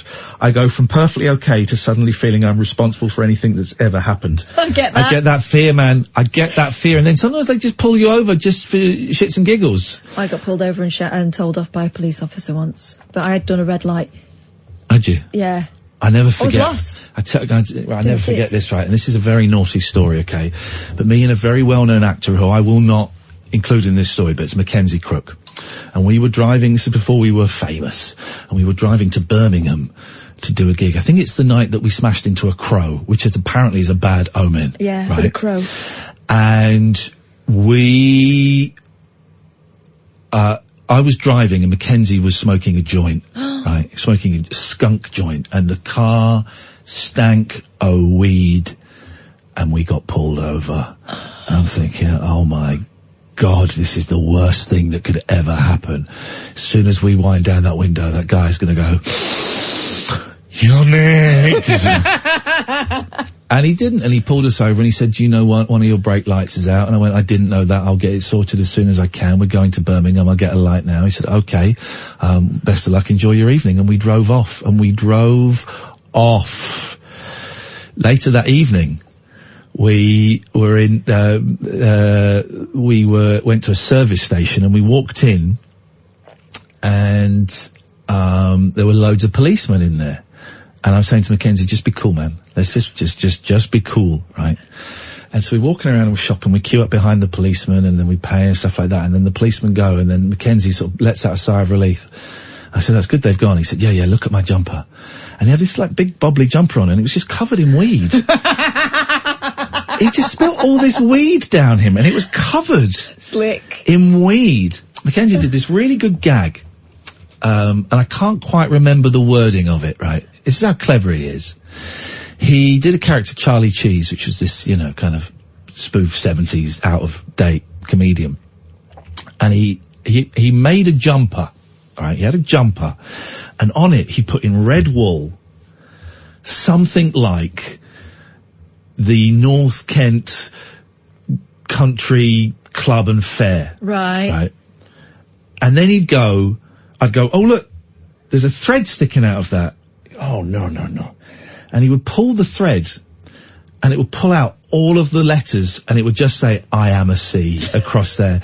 And it took ages. It took him 2 or 3 minutes to pull this thread out and then it revealed I am a C. It was such a good gag. We did a couple of Edinburgh shows together and, remember the first one, and I didn't really know what I was doing, and Mackenzie was always significantly better at stand-up, or not stand-up, but character comedy than I was at stand-up, and we did this show where he was doing these characters, and Bob Mortimer talks about it in the foreword of the book, briefly, and I was doing this kind of, this stand-up thing, but my stand-up was very, very hit and miss, and I was flattered that he'd asked me to do it, and, there was a little bit of a buzz about the show, but it was all the buzz was aimed at Mackenzie. And I remember sat in the, reception. I would do my bit, then I would go out and sit in reception, then he would finish and I would come back in and and this would go on. And I remember sitting there and you get some latecomers coming in and you, alright. And then one day it was Bob Mortimer. Bob Mortimer walked in late and I'm thinking, oh my God, this is the most insane moment of my life. Funnily enough, that year we were also sharing a flat with Charlie Chuck, of all people. I remember he had a go at me because he came in one night. This is the guy who became Uncle Peter. Yeah, he was Uncle Peter. He'd been Uncle Peter at that point. And he wasn't doing a show with us, but we were sharing a place with him. And I didn't really get on with him. It was alright, but I remember he told me off because, he came and seen the show the night before and I'd called the audience a C. Don't, you mustn't call the audience a bunch of C's. You can't do that. It's out of order. I remember, and you know what? I think you can get away with it at times, but he may have been right in that instance. I hated doing stand-up. It's weird, isn't it? I hated doing stand-up, but I didn't know what, I wanted to be an actor, right? But I couldn't get any acting work. So you went and did something that was harder. So I went and did, I knew that I couldn't get a proper job. I didn't know what the plan was going to be, but stand-up was the only thing. I never wanted to be a stand-up forever, right? But stand-up was the only thing that was kind of close enough to what I wanted to do and be, even though I didn't quite know what I wanted to do and be. And you could get, like, unpaid gigs all the time if you wanted, and I got a little bit of money. And sometimes I was really good at stand-up. I would say, like, 20% of my stand-up gigs I was great. Because that was the 20% was when I would let go and forget my written material, which was rubbish and was ripped off from other people. But a huge bit I'd ripped off from Steve Coogan. And when I was able to let go of that and kind of be free, man, and be in the moment, then it was like this. Yeah. Then it was just like chatting, but funny. And a little bit, it was a lot more manic. There's a lot of mania involved in it. It was very hyper. And I used to do a bit where I would like attack someone in the stage and rip their shoe off and then toss it to the back of the thing. It was risky, man. It was risky. But 20% hit rate for a stand-up is not good enough. And the other 80% was mediocre to awful. How did you make yourself keep going back and doing it though? Because you know what it's like. I don't know. I look back on that boy, because I was 23, 24, 25, 23 up to maybe 21 up to 26 maybe. Mm-hmm. And I would go all over London, and sometimes all over the country, and turn up in pubs and go, I'm the open spot. And I used to do it in a costume as well. I had like a safari jacket and a red polo neck jumper and khaki trousers. I don't really know why. It's because the material wasn't that good, so I thought if I look funny, then that'll be something. And I would turn up and go, I'm the open spot. And the open spots get treated like a piece of shit. And they go, okay. At some places you might get a bit of food. There was a Mexican restaurant in South London where you'd get fed, which was great. You might get a couple of drinks, you might get a $5, but generally it was nothing. Yeah. You turned up and you had 5 minutes or you had 10 minutes, and that was that. And you'd go on and you'd do it. And I wasn't I never really spoke to any of the other comedians. I did it at the Comedy Store once as well. Psychologically, you've got to be quite robust to do that, haven't you? I don't know how I did it. I couldn't walk in to a pub now and go, I'm the open spot. And sometimes it was in nice comedy clubs. Yeah. I did Jongleurs and I did the Comedy Store and stuff like that. Sometimes it was nice comedy clubs. More often than not, it was a room. It was either the room above a pub, or it was the pub with a microphone on and the jukebox playing in the other corner of the room. Those were the best gigs, though, because then I'd just go nuts and just would climb on tables and unscrew light fittings and would do that quite a lot. I would leave a lot of physical damage to the premises that I was performing in. And you were the kind, because you've got to be in charge of the audience. That's what I keep hearing, that you need to be in charge of them and they need to be a bit scared of you. And so you were scared because you were loco. I could go manic, like really boom, boom, boom, boom, boom, boom, boom, pulling the shoe off someone and chucking it down there, just dragging them across the stage, standing on a table. You know, I could go nuts. But I just look back and I think, how did I do that? How did I have the balls to do that? And I saw loads of people doing it then. Dominic Holland, I remember seeing, who's the Irish gentleman? Which one? We've got a beard now. Chat show. Graham Norton. I remember seeing Graham Norton in a green room, and he wasn't very famous, but he was kind of quite a far up the chain. He was good, wasn't he? He was good, yeah, he was great. I remember seeing Ardal O'Hanlon. Geez, man, that's the funniest thing I've ever seen is Ardal O'Hanlon doing stand-up in a pizza restaurant that was run by Sasha. It was the funniest, just on the floor laughing at that. It's the gig I did with Sacha Baron Cohen and Ardal O'Hanlon, and I was the open spot, and I killed it. It was in a pizza restaurant near Kensington, and it was an open spot, and it was unpaid, and I threw up in the toilet before. That was a regular ritual. I'd throw up. And then I did it, and I did my 7 minutes, man. I killed it, and I came off, and Sasha went on and went, that was great, who wants some more? Let's get him back. No, I think I haven't got any more. I've done it. I've done everything. That's it, I haven't got anything else. And I went on, and the next 3 or 4 minutes was just awful, and it's weird doing stand-up. Because I didn't really like stand-up either. I didn't really like it as an art form. And if you feel like a lot of the time your jokes didn't land, that takes a lot of balls to keep doing it. Yeah, it was terrific. Who else did I work with? The Geordie guy. I remember, what's the guy? Geordie guy. Got long hair now. Oh, Ross Noble. I remember I did a few gigs with Ross Noble. I remember him being very drunk one night and going, do you know, you're okay, but you're not a stand-up. You're like an actor playing the part of a stand-up. And now I look back and think, actually, it's quite astute. At the time, I thought, screw you, man. How dare you? Yeah, but also not a helpful thing to say to anyone. No, he was a bit arrogant back in the day. There was a lot of arrogance going on there. Who else? But isn't that necessary? Yeah. Boothby Graffo, I didn't like when I met him a few times. Simon Evans was doing it, was around doing it. I can't remember who else. But that feels like, I mean, it was 20 years ago, over 20 years ago. But as soon as I got on the telly, I think I had two more gigs. I had one gig opening for, I think it was Hattie Hayridge at like an art centre in Oxford. She passed away now, hasn't she, Hattie Hayridge? I think she's dead, isn't she? I'm not sure. I think Hattie Hayridge has passed away. She was lovely, but I died on my arse, so I left without even collecting. No, she's still about. Is she still about? Yeah. Why do I think she died? Don't know why. Anyway, I did get a gig for her. And then I did another one. My last one was with Mackenzie and with Charlie Chuck. and the guy wasn't going to pay us, and I was on telly at that point, and what I was doing on telly didn't correlate with the character I was doing on stage, so it couldn't work. I wasn't clever enough to change it, and the guy wasn't going to pay us. I remember Charlie Chuck saying, "You've got to go and speak to him to get the money." I said, "Whoa, why have I got to go and speak to him?" He said, "You've got to go and speak to him and get the money for us." So I think I did. I think he paid us in the end. We all kind of went, if we don't get paid, we ain't leaving this room. Wow. Kind of thing. There was a lot of those. I remember going to Cambridge, getting a train to Cambridge to do a gig, and we didn't get paid. The promoter ran off without paying anybody. And then there were 4 other comedians, and they all shared a car back to London, and I missed the train, and they wouldn't give me a lift. What? Arseholes.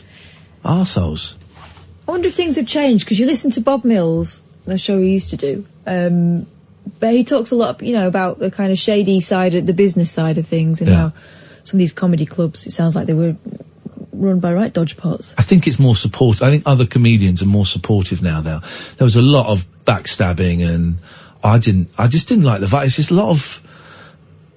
a bit of cocaine, I suppose, was going on there. I hadn't discovered cocaine at that point, but looking back, there was definitely a cocaine. It was very cliquey. Well, there's a lot of ego involved, isn't there? It was very cliquey, and I wasn't part of the clique. I remember doing a gig in Brighton with Mackenzie and who's the guy from Buzzcocks? Oh, Johnny Vegas? No. Phil Jupiter. Phil Jupiter's. And Mackenzie was well known on the circuit, and people respected him a lot because he was always brilliant, and no one knew me, and I wasn't that great that night. And I was driving Mackenzie there and back. And I just remember Phil Jupiter's just completely, coming up to me and Mackenzie and just completely blanking me and speaking to him. I've since met Phil Jupiter's, and actually he's a really nice bloke. But I remember that night just thinking, man. Yeah, you notice this stuff, don't you? This sucks. Yeah. I wasn't cut out for that world. Amy, do we have phones? Nope, we don't. We don't? Is the engineer working on the phones? Yeah, he's still working. Brilliant. Thank you very much. Okay, well, we'll carry on chatting. Let's have an interview from the vaults for past, shall we? Because I think we've earned our money. So don't call in. You can tweet us if you like, although I've got my computer closed, but I will open it up again to have a little look at your tweets. And we will have an interview from the vaults. And how about a nice cup of tea? Wow, now you're Does that work? We'll get through it, guys. It's the Late Night Alternative, weeknights from 10 on Talk Radio with Iain and Kath on Talk Radio. The Late Night Alternative with Iain Lee on Talk Radio. We have ways of making you talk.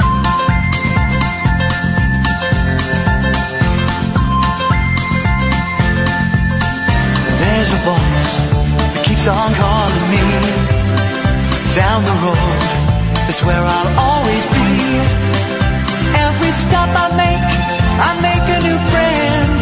Can't stay for long, just turn around and I'm gone again. Maybe tomorrow I'll wanna settle down.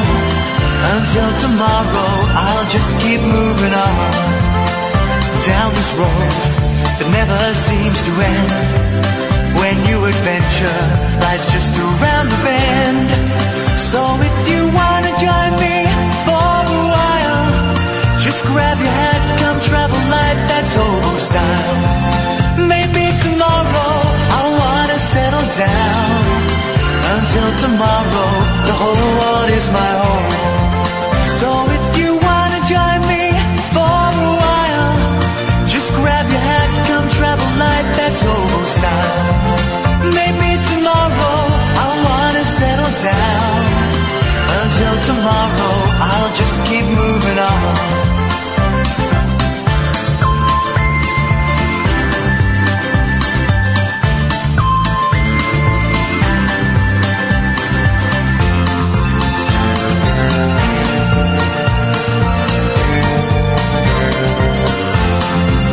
Maybe tomorrow I'll wanna settle down. Until tomorrow, I'll just keep moving on. There's a world that's waiting to unfold. A brand new tale no one has ever told. We've journeyed far, but you know it won't be long. We're almost there and we paid our fare with a hobo song. Maybe tomorrow I'll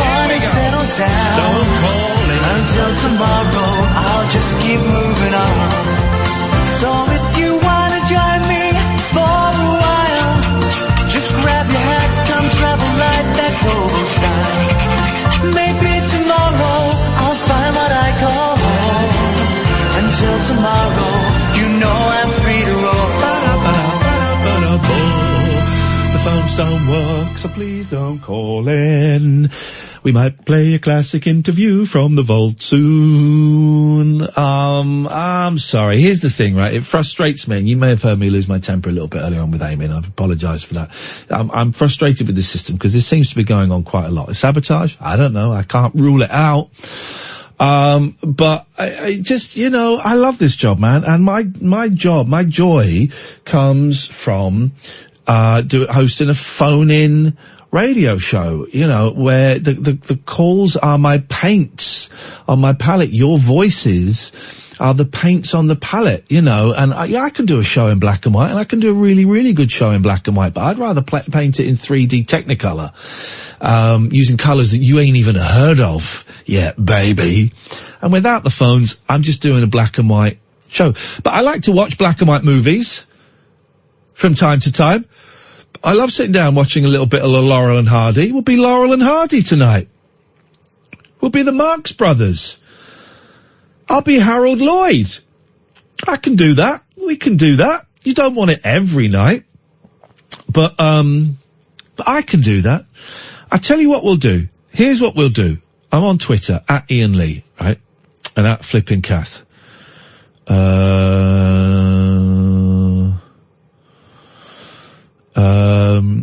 Meryl O'Rourke is listening. Hello, Meryl. Meryl was doing stand-up at the same time that I was doing stand-up. I suspect I was probably very horrible to you. Well, I know I was, because we've talked about it. It made me feel a bit stupid. I'm still in it. She said, oh, God, don't be stupid. You were good. You had talent. You could do it. That was never my end game, and I couldn't do it. She says, I don't really remember you separate from Mackenzie. I'm not sure how many times I saw you solo. Mackenzie and I listen, I recognised he was brilliant. Genius? I don't know, but pretty darn close. And I latched onto him. I thought if anybody is going to help me, if anybody's going to help me, I'm going to hang on to this talented person who seems to like me. She says it was far more backstabby then. Yeah, apparently so. I've heard from and spoken to a few, but not too many, spoken to a few younger comedians, you know, people in their 20s, and heard that the stand-up world is much nicer, and much more supportive. Meryl, maybe you can remind me. There was a comedian. I mean, we all remember the Shans and the Jimbos, but there was a guy who I always thought was hilarious, right? And I cannot remember his name. He went out for a while with Corolla. I'm just having a conversation with Meryl O'Rourke, okay, guys? Please don't earwig. Corolla Gilda, I think her name was. She was a comedian. And I think this guy went out with her. It was called like Sean something. And I remember, I always thought his act was brilliant. And he did this kind of nervous sort of act. And I remember he'd sort of rub his hands out. And then I saw him 6 months later, and he was doing it in a velvet suit. And he had a line, something like, if you know these jokes, sing along with me. And his name was Sean something. And I always thought he was hilarious. Like, really, really funny. There were certain people you thought were going to make it. Mackenzie was obviously going to make it. Ardle O'Hanlon was obviously going to make it. There were some that were obviously going to do it. And I thought this guy, and I think his name was Shawnee somebody. I'm talking to Meryl O'Rourke, who's I used to do gigs with back in the day, and she's listening. But I cannot remember this guy's name, and I've thought about him often, and I can't think what his name is. My favourite act was a guy called Jimbo, who was this older guy. I mean, he was probably in his late 30s. We were in our 20s. And he was brilliant. And, I nicked some of the vibe from him later on. I didn't nick any of his material, but I nicked the vibe. And he would I remember him doing this thing. He'd come on and he'd take his jacket off and he'd hang it up on the stage and he'd do stuff. And so I've seen him do sets where he wouldn't even say anything. Oh. And he'd do like 5-10 minutes, paid gigs. 5-10 minutes, 10-minute paid gig. And then he'd just put his jacket on and he'd walk out the club and not collect, he'd just go. I've seen him do that a couple of times. A guy called, I think he was called Jimbo.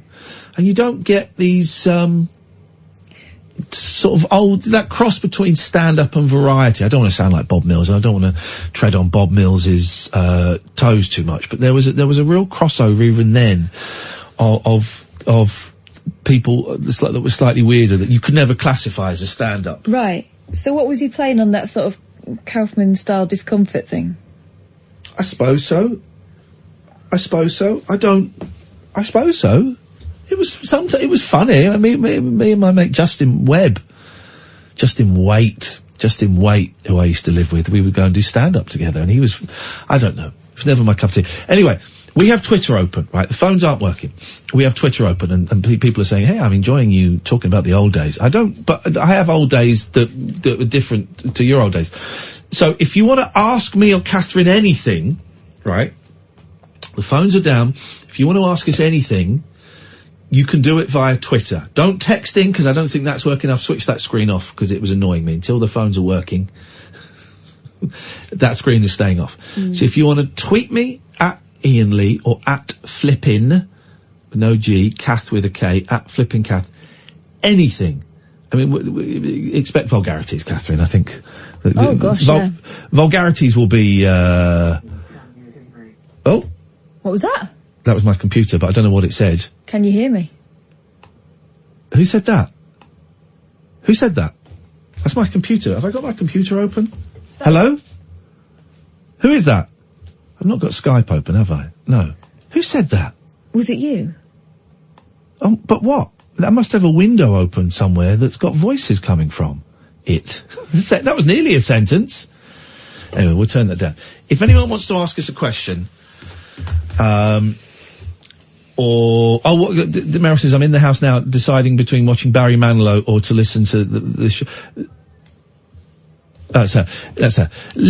Watch Barry Manilow, Meryl. I think we've had the goals. Watch Barry Manilow. That's the way forward. First time I met Mackenzie, I think I've told this before. If you want to ask us a question about anything, at Iain Lee, at Flippin' Kath, and we'll have it open and we'll have a look. First time I met Mackenzie, and I was aware of him as Charlie Cheese, character, right, was great.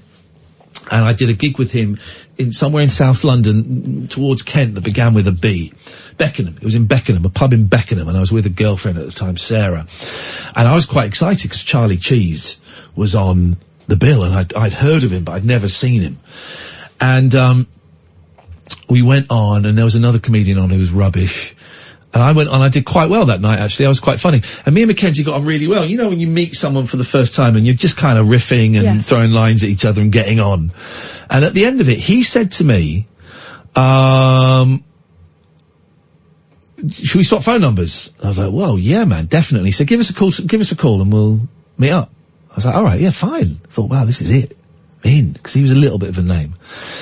And so I had his phone number, and I was back at Sarah's the next day. And of course I was never going to phone him because I was too scared. And she said, oh no, phone him. Phone him. I said, really? She goes, yeah, go and phone him up. He gave you the number. Phone him up. I was like, oh, you know what? I'm going to do it. So I phoned him up. I said, there's Mackenzie there. I'll just get him. Hey, Mackenzie, it's Iain Rugby here. That was the name I was going on. It's Iain Rugby here. All right, yeah. Yeah, you said to give you a call. And I said, oh, yeah. And we chatted for 20 minutes. No, we chatted about 5 minutes. Mm-hmm. And I put the phone down, and it was apparent to me throughout the whole phone call, he didn't have a clue who I was. Didn't remember me in the slightest. I was crushed, man. I was absolutely, I was destroyed. So what happened after that then? Because you ended up being mates. I can't remember. We ended up doing a gig together, and a few weeks later, I think, we ended up doing a gig together, and I reminded, he was a massive stoner. I was a massive stoner. We were massive stoners at that point. And, I reminded him, and, we laughed. And then we became friends, and we lived together for a few years. We lived together when he was doing a show called Barking on Channel 4, and he was doing a thing called Charlie Cheese's Comedy Cafe, and we used to write that together. And then I got the 11 o'clock show, and then he got the 11 o'clock show because I pushed for him to be on it. And it was like the year that me and him were doing the 11 o'clock show. That was it. That was the peak. That was peak. I was on TV, hosting a show, and I'd managed to get my best mate on the show as well. I'm getting paid a fortune. It was incredible. What a time to be alive. And it was the excitement and the joy was never as high as that second series of the 11 o'clock show. First 4 or 5 weeks that me and Mackenzie doing it together. It was wonderful. Wonderful. Joyous. We have some questions. I'm going to do them in the order they come. What was Gervais like back in the day? I used to like Ricky Gervais a lot. Because he was on the 11 o'clock show, for those who don't know. He hadn't done The Office at that point, although it turns out... Well, he hadn't done The Office at that point. He had been on... he did a show on XFM with Stephen Merchant, and there was a real split in the 11 o'clock show team, 50-50, do we get him on or don't? And so I was in team, you've got to have this guy on. There was... This was... So there was like a 2-week run series... It won't all be 11 o'clock show checks. I know it's not for everyone. There's a 2-week run series where it was Brendan Burns and Fred Macaulay hosting it, and I was the third wheel, whatever. So all three blokes? 3 blokes. Then, that was a 2-week pilot series. Then when the series got commissioned properly, they got rid of Brendan and Fred, and they bumped me up. They got rid of Brendan because he was dyslexic and couldn't read auto-cue, and it showed. They bumped me up to the main host, and they were looking for a second host, and for a while it was going to be Gervais. There was going to be Gervais, and then Daisy Donovan, who was the PA for Harry Thompson, who was the show's producer, was kind of like the last couple of weeks. It was like, well, let's give her a chance, because she was stunningly beautiful and was obviously, very talented. But then there was a big divide about whether Gervais should be in it or not, and it was a real... Remember a big meeting in the office with everybody going, you've got to have him, because no, but he's rubbish, you can't have him for that. And I always got on with him really, really well. I thought he was hilarious, I thought he was really friendly. I remember I remember Daisy being a little bit prickly around him. I remember him sitting in my dressing room, and there were blinds that were made out of the funniest thing I've ever seen in my life, right? And this is so not funny. But there were these blinds that were made out of wood, and he'd been riffing for ages, as he does. And then there was like silence. And then he just rippled the blinds and went, ooh, snaky lady. And I just pissed myself. It was the funniest thing, seeing him go, ooh, snaky lady. And I was in hysterics. So I got on really well with him. And then he brought Stephen Merchant along one night, and I didn't get on with him. I've since met him and got on with him, but he was very, very rude to me, like the first time we met. And then Ricky lent me this tape of a pilot for The Office he'd made that was for BBC and was completely different. It ended up with him wearing David Bowie makeup and standing on a desk. And then he left, and I remember he phoned me up. The last time he phoned me up was when he was in the dressing room of doing Room 101, and he said, I haven't got a clue what I'm doing here, I'm shitting myself. That was it, and I never saw him again. I bumped into him once in Oxford Street, and he didn't talk to me, and that was it. But then occasionally he pops up on Twitter and... Occasionally he does. I did feel quite abandoned by him for a long time, because we got on so well, and then you'd see him out schmoozing with like Jonathan Ross and David Baddiel and stuff, and I did feel a bit, oh, okay, and now I see it as showbiz, that's the way it goes, but yeah, I was hurt, for a little bit. Roger says, what's the airspeed velocity of an unladen swallow? Why don't you do Periscope? Can't be bothered. When was your last poo at work? And ask Catherine too, please, says William.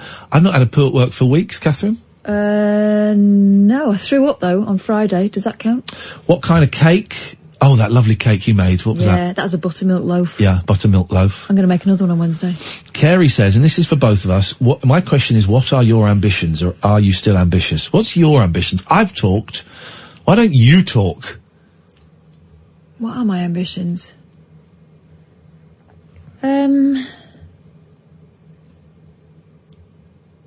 I would like this, it's really for this show rather than for me. Like the phones to work.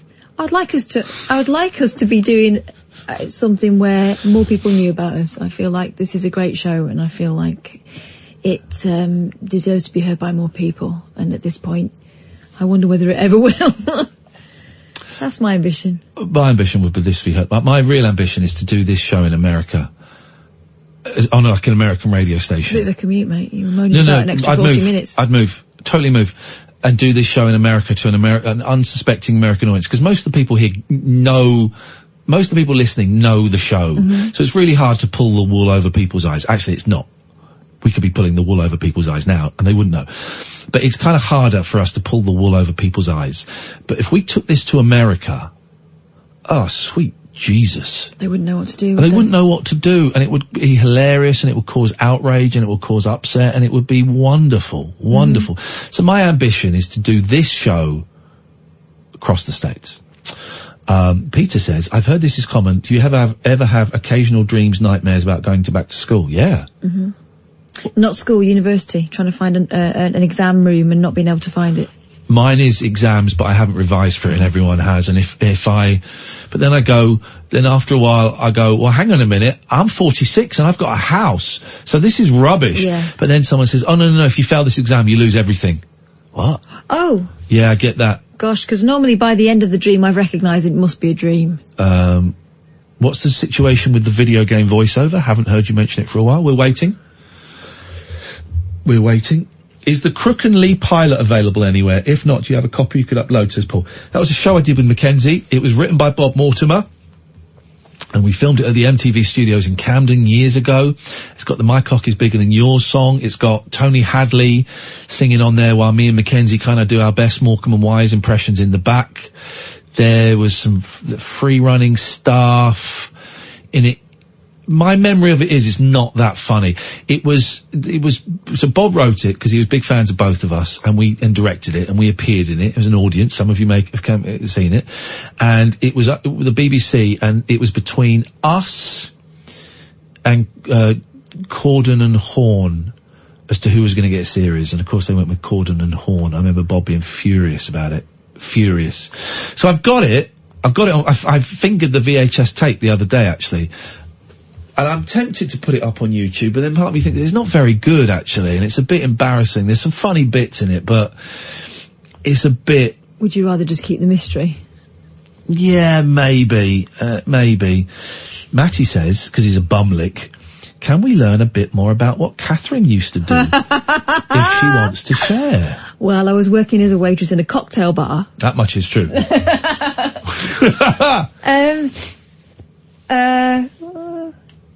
What bit, Matty? The origins of my life are quite inconsequential. No, what it was, I trained as a journalist and started out as a journalist and worked at a local radio station called Hereward FM, which I think now is Heart in Peterborough. And working on that radio station at that time, it was one woman shift, so I'd swap over with the woman generally who was doing the news. Yes, but I'd have to do all the interviews, and I was doing split bulletins, which means that you do them for several other stations. Right. So I got really fast and accurate, and it was a trial by fire, but it was a good training ground. But after about 9 months, I'd had enough. And I had done work experience at Crime Watch. And I got friendly, because I used to smoke, with the editors. Can't imagine you smoking. I know, it's crazy. You'd have a real... You have a very nice, smooth, young mouth. You'd have a proper cat's arsehole now. I would, if I'd have carried on. Yeah. But, smoking kills, but it certainly helped my career a little bit. So, in the smoking room, I got friendly with the editor of Crime Watch's secretary, who used to work for this guy called, I think his name was Nigel Kay, who was head of Nations and Regions at that point, who was the guy who did oversaw all the local radio stations. Yeah. And at that point, I was applying for a BBC traineeship. And she said, go and speak to Nigel, he'll give you some tips, because he's writing the booklet that he's going to give to the people that get it. So I went and had a chat with him, and it was my first experience of the way a lot of still sort of showbiz and I count broadcasting as showbiz as well, a lot of way that this stuff works, whereas you can have the qualifications, but it's about being the person on the spot. And so the fact that I'd been over there and I wasn't just an email, I was a face, and I had a coffee with him and a chat, and at that point I had nothing to lose. So, I was just, I was a young, ambitious, eager, but I didn't think it was going to go anywhere, so I just went for a chat with this old fella. Yeah. And he said to me after the conversation, he said, I think that you've got it, and if you don't get through on this traineeship, give me a shout and I'll write a strong letter to wherever you could go to work. Wow. And that's what happened. He gave me this strong letter. He wrote to BBC Three Counties Radio and a couple of other places, maybe Cambridgeshire as well, because at that point I was working in Peterborough. And Three Counties got back to me. And at that point I've only just started my job, so I kind of said thanks very much, I'll be in touch. And then when I started to get fed up in commercial radio, I got in touch with this person who had moved on, of course. Yeah. And then no one responded to my messages, and then I kind of remembered, a bit like the Mackenzie Crook thing, that she'd given me a home phone number, but I felt weird about ringing it. And then I thought, I had a moment of, do you know what, she gave me a number for a reason, balls to it, I'm going to ring her. Yeah. And if I hadn't have done that, I wouldn't have got the interview that eventually got me a job. And I stayed at 3 Counties for 15 years, working first of all in news and as a reporter, and then I ended up having my own show. They gave me I remember the boss coming up to me on a Thursday and saying, "What are you doing Sunday?" Nothing. Why? You're doing the gardening show. I haven't got a garden. No, but you've got the gift of the gab. And he said, you know, I was the sort of person who, when I was in the office, he said, "I want you to hold court on air like you do in the office." Yeah. So much easier said than done. So much easier said than done. It took me, you know, I did that show for about 3 years, and then I got moved on to drive time, and all that time, you know, if I listen back, I did keep tapes, and they're bloody awful, and I can't listen to them now. What's that VHS tape in the boot of your car? That's when I used to do on a Friday, I think it was. I used to work for Look East, and I used to do television Has it got reporting. the donkey in a field story? I think it's got Sadie the donkey. Bring it round, man. I'll convert it. All right. So yeah, I was doing a bit of that, but I thought it was going to be news, and then I got kind of moved into programming, and I was doing a drive time show that I was self-producing, which basically means you save money by doing 2 people's jobs. I wasn't allowed to talk to the producer. It was just purely on, and it was an all-talk station. funny about that. Yeah, it was an all-talk station at that point, so it was pure talk. So again, it was kind of being dropped in at the deep end and forced to crack on with it. Which is, you know, at the time I thought, hang on a minute, all the blokes are being paid more than me, they've all got backup, of course my show's not going to be as good because I don't get breathing space. I get in at 11 o'clock, go home at, 7:30, and I'm not living a life. How can I tell them about I was in mid-20s, I had nothing to say for myself, really. It was kind of a rolling news show. Then I can't remember how it went after that. I got put on breakfast for a while with someone who didn't want to share, and I think we've both been told different things. I think I'd been told that I was there to freshen things up, and I think he'd been told he had to have a woman. And he didn't appreciate it, and we were not on the same side, and I tried my best to make it work, but when you're with someone who doesn't, this kind of putting a man and a woman together on air doesn't necessarily mean you're always going to get on and it's going to sound good, and it sounded bloody awful. It sounded like it was that kind of sub Richard and Judy thing that you hear on unfortunately on a lot of local radio, which is, I'm going to read this and he's going to read that, and together we're going to tell you about this thing. Or the worst thing was, well, this is the end of the man speaking, let's find out what your texts are from the woman. Yeah, exactly. There's a lot of that. Or it would be, I'm going to do this story about, for example, a car manufacturing plant that's in trouble, and now you're going to talk about babies. Yeah. It was that. So in the meantime, Ronnie Barber had come to 3 Counties, and he was doing this show that was unlike anything I've ever heard, and it was sort of topical comedy. It was improvised for the most part, apart from the sketches which were written and like really, really intricately written.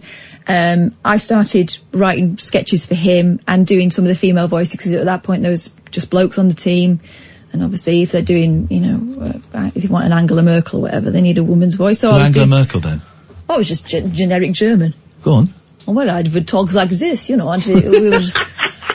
I'd just be a serious German woman, but I was a nun, an angry nun. Sister Assumpta said everyone was going to hell. You're going to hell. Listen, I just need to, let me interrupt, right? We can carry on doing this until 1, or because I've got loads of questions, or we can play, what interview have you got Jeff lined? Goldblum. Or you can have Jeff Goldblum. How long does that last? Half an hour. Oh, we have to. So, what do you want, dear listener? We're going to play some ads now. You can either have Jeff Goldblum or another half an hour of us talking like this. I don't know if this is interesting. I'm enjoying. I'm fascinating. I don't know. This might just be 2 old farts wanging on. So, tweet us now. More of this or Jeff Goldblum. This is Talk Radio. The radio show that knows truth is always stranger than fiction. Week Monday, I get shoes. The Late Night Alternative with Iain Lee. Because they're too real to be part of my imagination. On Talk Radio. All right, we'll carry on wanging on until 1. All right. Tim Gatt. The end of the story was Angry Irish nuns, different characters. Yeah. Jumped ship from the breakfast show. Everyone thought I was nuts. I wasn't happy. I said I'd rather work with Ronnie. I worked with Ronnie for ages till he lost his job. Then I went off and had babies, came back. They didn't know what to do with me, especially now, because I was this kind of character, comedian, stroke writer, not really very local BBC. Put me on news. I ended up working with you. We said we weren't going to do banter. We did banter. We're not bantering now. They're not bantering now. Tim Gatt, professional disc jockey. Hey, Tim. Says, Ian, any stories from your XFM days? Was the guy who did Trevor Dome an actor or a real person? Okay, so I did XFM for on and off for a few years. I replaced Claire Sturgis. I went on this was in the era, late 90s, 99 probably, when, if you worked on telly, they'd give you a job on radio, and I really didn't want a job on radio. And I was a guest on Claire Sturgis's show. I used to love listening to XFM back then. And like I did it, and then I got a call from the guy that ran the station, saying, do you want a job here? I think you got some bogey or something on you. It's not bogey. Okay. Is it glitter? It's not, well, glitter's not green, mate. It sometimes is. Yeah, but it's Green shiny. glitter. Green, I've glitter got is bogey. shiny. I'm very dry. Okay. And he said, do you want a job doing the show? And I said, yeah, sure. And he told me the slot. I said, well, isn't that Claire Sturgis's shot? He said, yeah, no, we'll get rid of her for you. Oh. So I did that. Trevor Dome was this guy. He was a character. But this guy used to phone up, do this character called Trevor that I always thought was very funny, and I was very much into, hey, let's give because I was still new talent. I was like, let's give new talent a chance, and so would get him to come into the studio. I think I ended up paying him like 50 quid a pop or something out of my own money. And he did some really funny stuff. Clock Shop. He played this game called Clock Shop. I don't remember how it went. Very funny. And then I left XFM because I became really unreliable and was doing a lot of cocaine. And I'd also said something, said something really unpleasant on air, which I'm not even going to repeat now. It's thoroughly unpleasant. And, they sort of said, we've had an Ofcom, we're going to keep you off until we get the Ofcom complaint back. But they let me go. I never went back. And that was right to do, because what I said was thoroughly, unpleasant. And then this Trevor Dome guy would just like email me abuse, saying, you've got to get me a job somewhere. He was a taxi driver. And I said, well, I can't really. I'm not in a position to get you a job. And he just, for years, would email me really foul-mouthed abuse. But when I was at XFM, Richard Parks was there, and he wanted me to do the breakfast show. I didn't really want to do radio. I was doing TV. I was a big TV star. I was doing 11 big. But, in my head, I was a big TV star. I was doing the 11 o'clock show. I was getting paid thousands of pounds. And you had people telling you that you were the next big thing. Oh, I remember having a meeting with the head of Channel 4 saying I was the next Graham Norton. And I bought into that rubbish. And they wanted me to do breakfast on XFM, and I said, no, I'm not going to do it. And so they put me in this weird position where I either had to do breakfast, or there was this thing we did where people would phone up, and in those days the phone calls were pre-recorded, so you play a record, then you take a call and record it, and then you play it out. So people would phone up. I mean, I thought it was funny, right? While the record was playing, I would go, what the F do you effing want, you see? And I'd say all of this, right? You effing see. Then while the record was playing, I would go through it and I'd bleep it. Right. Bleep it all out. But one night I left the fader up. No. While I was doing it. So over this record, what the F do you want, you effing? And the guy, not Richard Parks, the guy below him, I didn't really like. He'd been asking me for ages to do breakfast. I said, I don't want to do it. And he said, okay, mate. Well, you've, got yourself in a bit of a position here. Why were they always Australians or New Zealanders? Got yourself in a bit of a position here. And, we've got this audio of you effing and jeffing, and there's been a complaint now.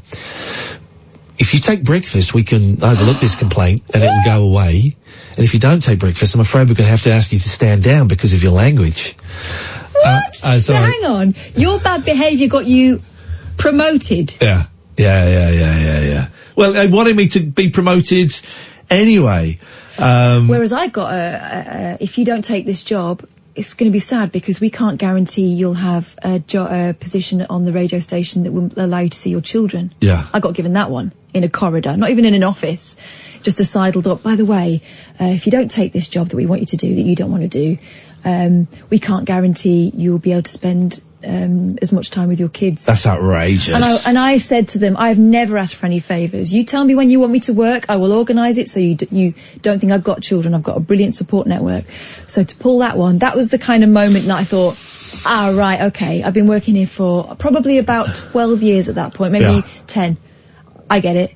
No loyalty. They're just going to screw me over. I'm never going to get recommended upwards. I'm just going to get shoved around. Yeah. Incredible. People are assholes. Mm-hmm. But of course it wasn't said in an official manner. And then from then on, I answered him with an email because I thought, right, from now on it's all written down. It's all being recorded. Someone asked about did you ever get offered a TV show where you interact with the audience? I didn't, but I tell you what I did do. I filmed an entire series for Channel 4 that they never showed because they considered it, I guess they considered it to be so bad. It was a chat show. They gave me a chat show, right? And this was going to be my big break, and it was produced by a guy, and I can't remember his name, and it ruined his career. What? Ruined his career. He used to produce, is it CD UK? Yes. With Ant and Dec? Yeah. So I think this is how he told me. He was kind of the guy that made Ant and Dec famous after Biker Grove and made them into family entertainers, right? So he was responsible for that. And so this was a big thing, and I was being paired with him to do a chat show, and we filmed a pilot with Ben Miller, the British comedian, and it was brilliant. And it was called The One Show. No, it was called The First Show. And you would get a guest on, and you would talk about their firsts, like their first date, their first band, their first gig, their first whatever, right? And we did the pilot, and the pilot was brilliant, okay? And then we got commissioned for a series, a 6-part series for Channel 4 at 9 o'clock Friday night, right? So this is a big thing.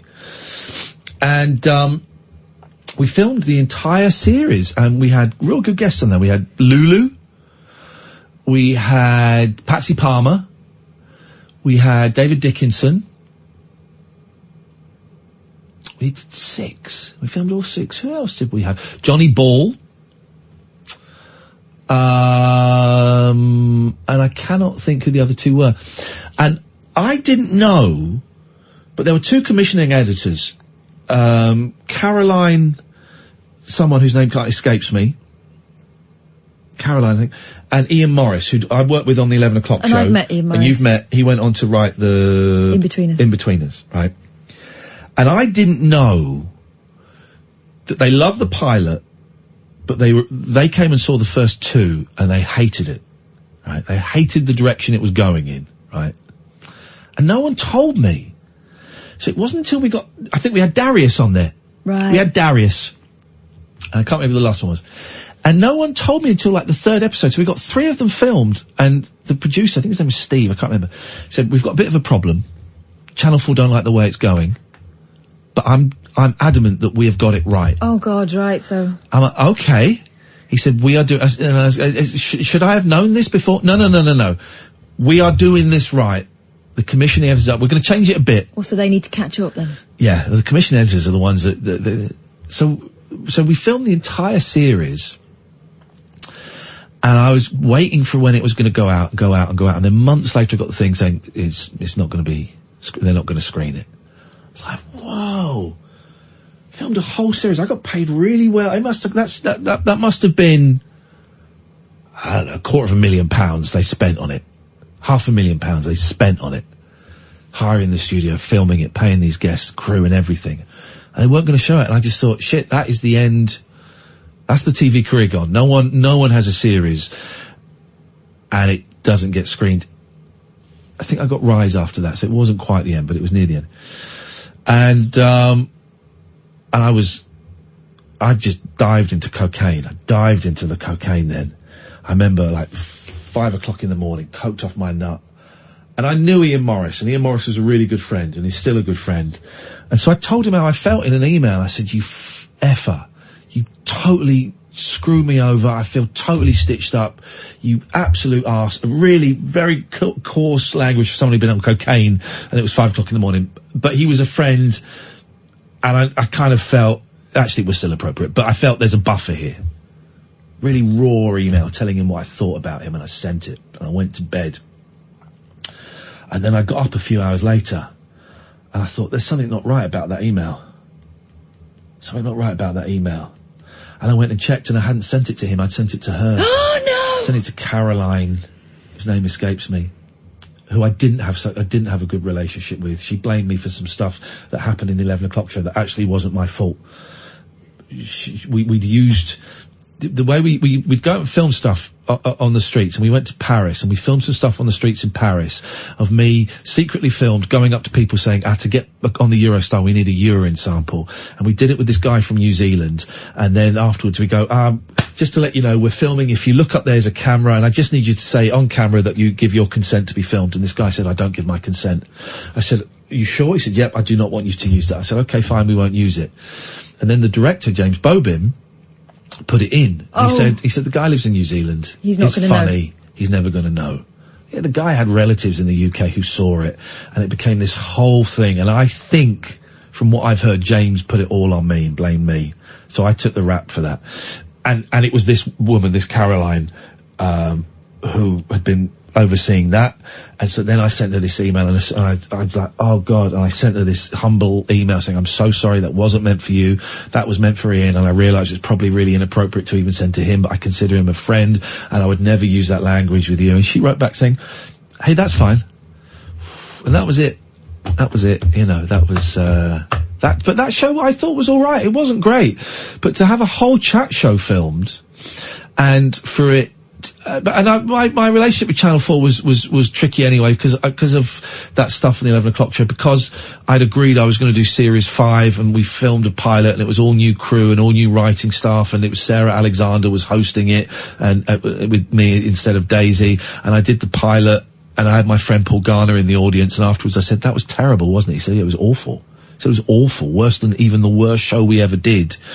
And I said, I can't do this series. And he said, it would be hard for you to do it. And I walked out of it on the Friday, and it was started screening on the Tuesday. And I was being paid the most I've ever been paid. I was being paid £9,000 a week for a 10-week series, and I walked out on it, and it was terrible, and it left everybody in the lurch, and, you know, it soured. Channel 4 gave me 2 more chances after that. They gave me this chat show, and they gave me Rise, and neither worked, and that was the end of that. Oh, that was my TV career, guys. Gosh, look at the time. This is Talk Radio. Let's take a break. The radio show where the owls are not what they seem. Do you or have you ever watched Twin Peaks? The Late Night Alternative with Iain Lee. We could be dreaming and meeting each other in our dreams. On Talk Radio. Highly mentions, we're talking about old comedian, with me doing comedy in the 90s, a guy called Woody Bop Muddy. Malcolm Hardy. I met Malcolm Hardy once, I think, and I played his club once. The club that was like really horrible, where people would just shout you off. What was the, there's a famous, anyway, Malcolm Hardy I met him once, and I liked him, and he was very nice to me, and I did alright in his club. I didn't die. But Woody Bop Muddy was this great act, right? It was called Record Graveyard. And what he would do is he would set up a record player, and for 20 minutes, he'd play records. And if people thought they were rubbish, he would take them off and just throw them into the audience or snap them in half. 20 minutes! It was brilliant! It was brilliant. I don't remember any more than that, to be honest, but I remember seeing it and thinking it was great. How did you find working on Big Brother? I was good. Enjoyed it. I don't have anything to say about it, really. I enjoyed it. Enjoyed Rylan. Rylan was always very polite. Is it AJ, who I worked with before? I liked her. Jamie, I wasn't on when Jamie East was on. Dermot was always nice. I used to like Dermot, and everyone was nice. Who's the George Lamb. George Lamb was nice. I went round to his house once after it, and he made me lunch. I don't really have any stories about Big Brother's bit on the site. Oh Jesus, this quote, right, Paul Twist. Yes, I do remember this, Paul. Emma Willis you worked with as well. Emma Willis was lovely. I hate this, right, okay, this isn't the normal person who brings this up. There's somebody who brings this up all the time. It does my head. So I will answer this question, Paul, yes, as I did say any questions. You probably won't remember this, but did you really say of the 11 o'clock show you were taking what Chris Morris did and extending it? Isn't it funny? I was telling you about this the other day. This quote. Yes, I did. It was my first interview. I think it was in The Guardian, or it might have been The Times. First interview I did. I was 25 years old. And what I remember saying to them was, we take the 11 o'clock show, we take what Chris Morris did and we extend it and make it more suitable for a mainstream audience. So it was a very clumsy way of saying we water it down and make it more mainstream. That's how I remember saying it. And then it came out in the paper. We take what Chris Morris does and we extend it. What, like he'd not done enough? Yeah, and it made it into a really arrogant sounding, we're better than Chris Morris. So no, I did say it, but there was another half of the sentence that they didn't use where I was saying basically we make it more mainstream and we water it down. So I did say that, and there's one person who just keeps bringing that quote up, like every year, every 2 years, they just keep bringing that flipping quote up, and you just think, Jesus man, it's 20 years ago, 21 years ago, and I've explained that it was, they chopped it in half, and I'm not having a go at you, Paul. The thing is, though, is especially men who like comedy, there's a certain kind of man who likes comedy who has to be an expert in it, and that's an example of it, isn't it? Yeah. Not Paul, but the person that continues to flog you with that. Just keep coming up with that. But I got so much wrong on the 11 o'clock show, and you know, it was funny and it wasn't that funny, and bits of it stand out and bits of it probably are homophobic and probably racist. I was reminded of a bit, watching Limmy's stream, I was reminded of a bit that we filmed, and thank God it never went out. I'm not even going to tell you what it is. Because it's so problematic. So problematic. We filmed it and we ummed and ahed about whether it would go out, and thank God it didn't go out, because it was heavily racist. It was one step away from me doing blackface, basically. And I was so nervous doing the 11 o'clock show. I was terrified, right?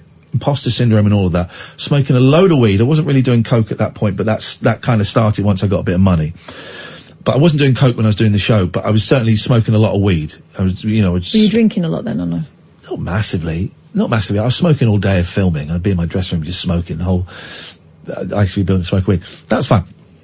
But I was totally insecure, you know, surrounded by people like Gervais and Sasha. Well, Sasha wasn't there very often, but Harry Thompson, who was this great producer, and there was all these great writers, and I'm just there thinking, I was so out of my depth, and I just did everything that they gave to me, and there were often they brought you in as a kind of actor, didn't they? Yeah, and often there are a lot of lines that Daisy refused to do, and I'd go, I'll do them.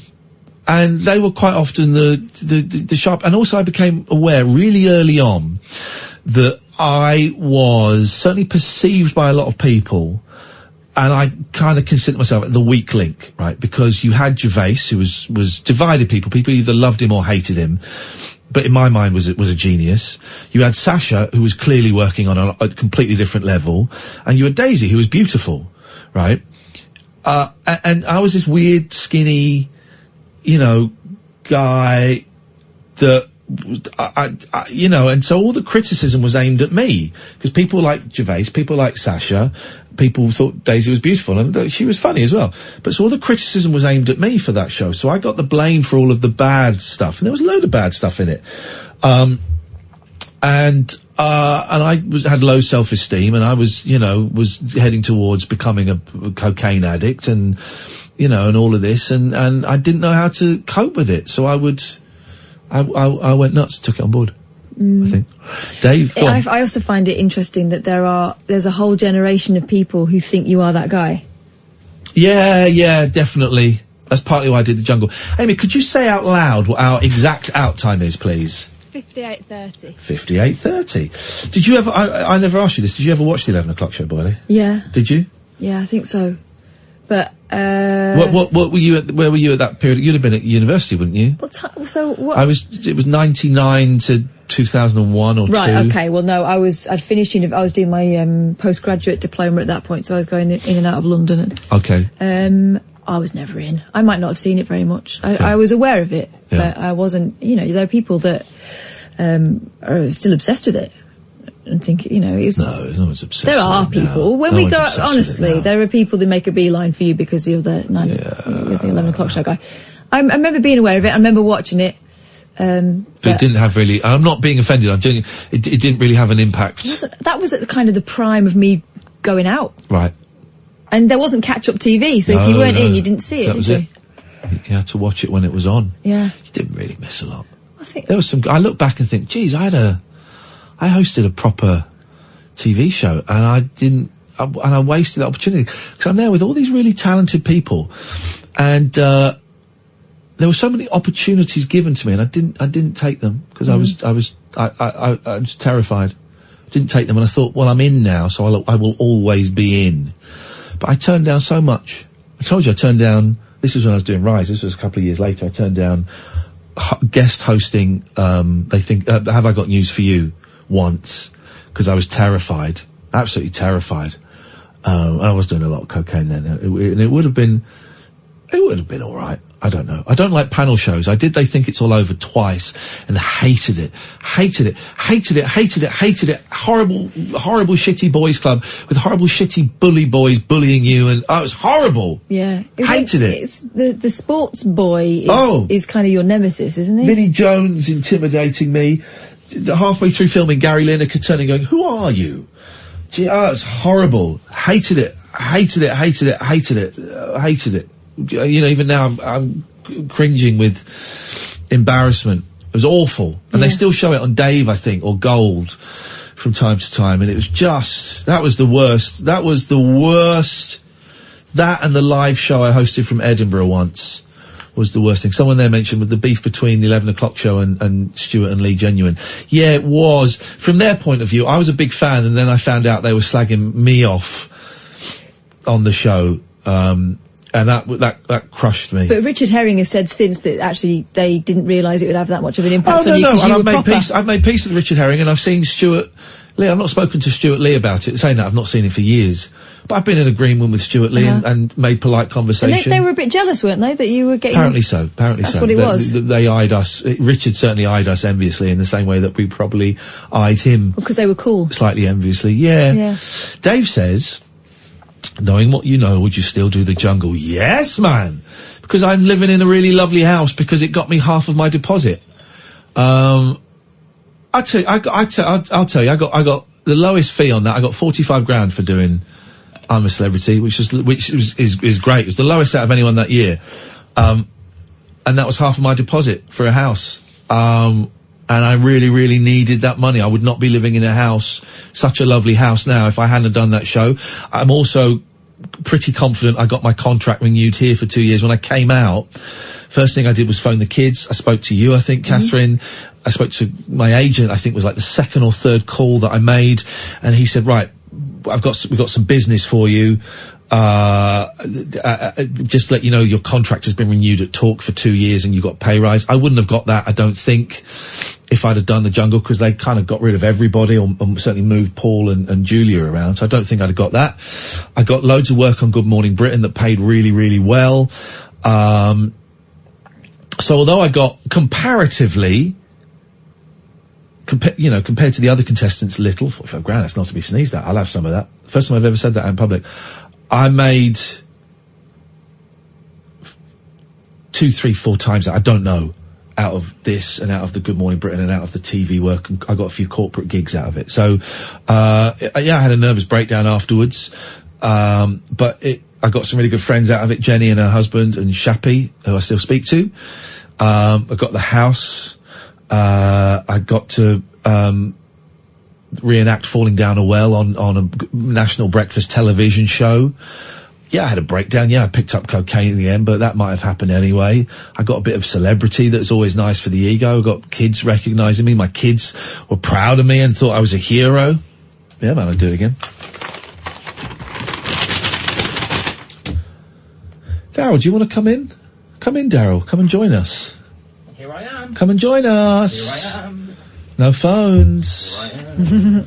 Welcome. The phone's not working again. No, mate. That's why we've spent the last hour and a half wanging on. Oh, for crying out loud. Well, I mean, it's gonna save you writing the book, though, hasn't it? Because that was... Well, it has. Someone could transcribe that, then that is the book. 58:30, you've got plenty of time. You've got plenty of time. Calm down. Woo. We've got no calls, you don't even need headies on. Take a breath. Okay. No one's going to surprise us, is it? I quite like hearing myself. You egomaniac. I know what you mean. I like a little bit of Old things. school. While you do that, I've had to clear my bag out because I had a leak in the bag. Not like that. So you carry on. I'm going to have my back to you. I'm just tidying stuff up so that we can get out in time. Right. What have you got, Daryl? What's coming on?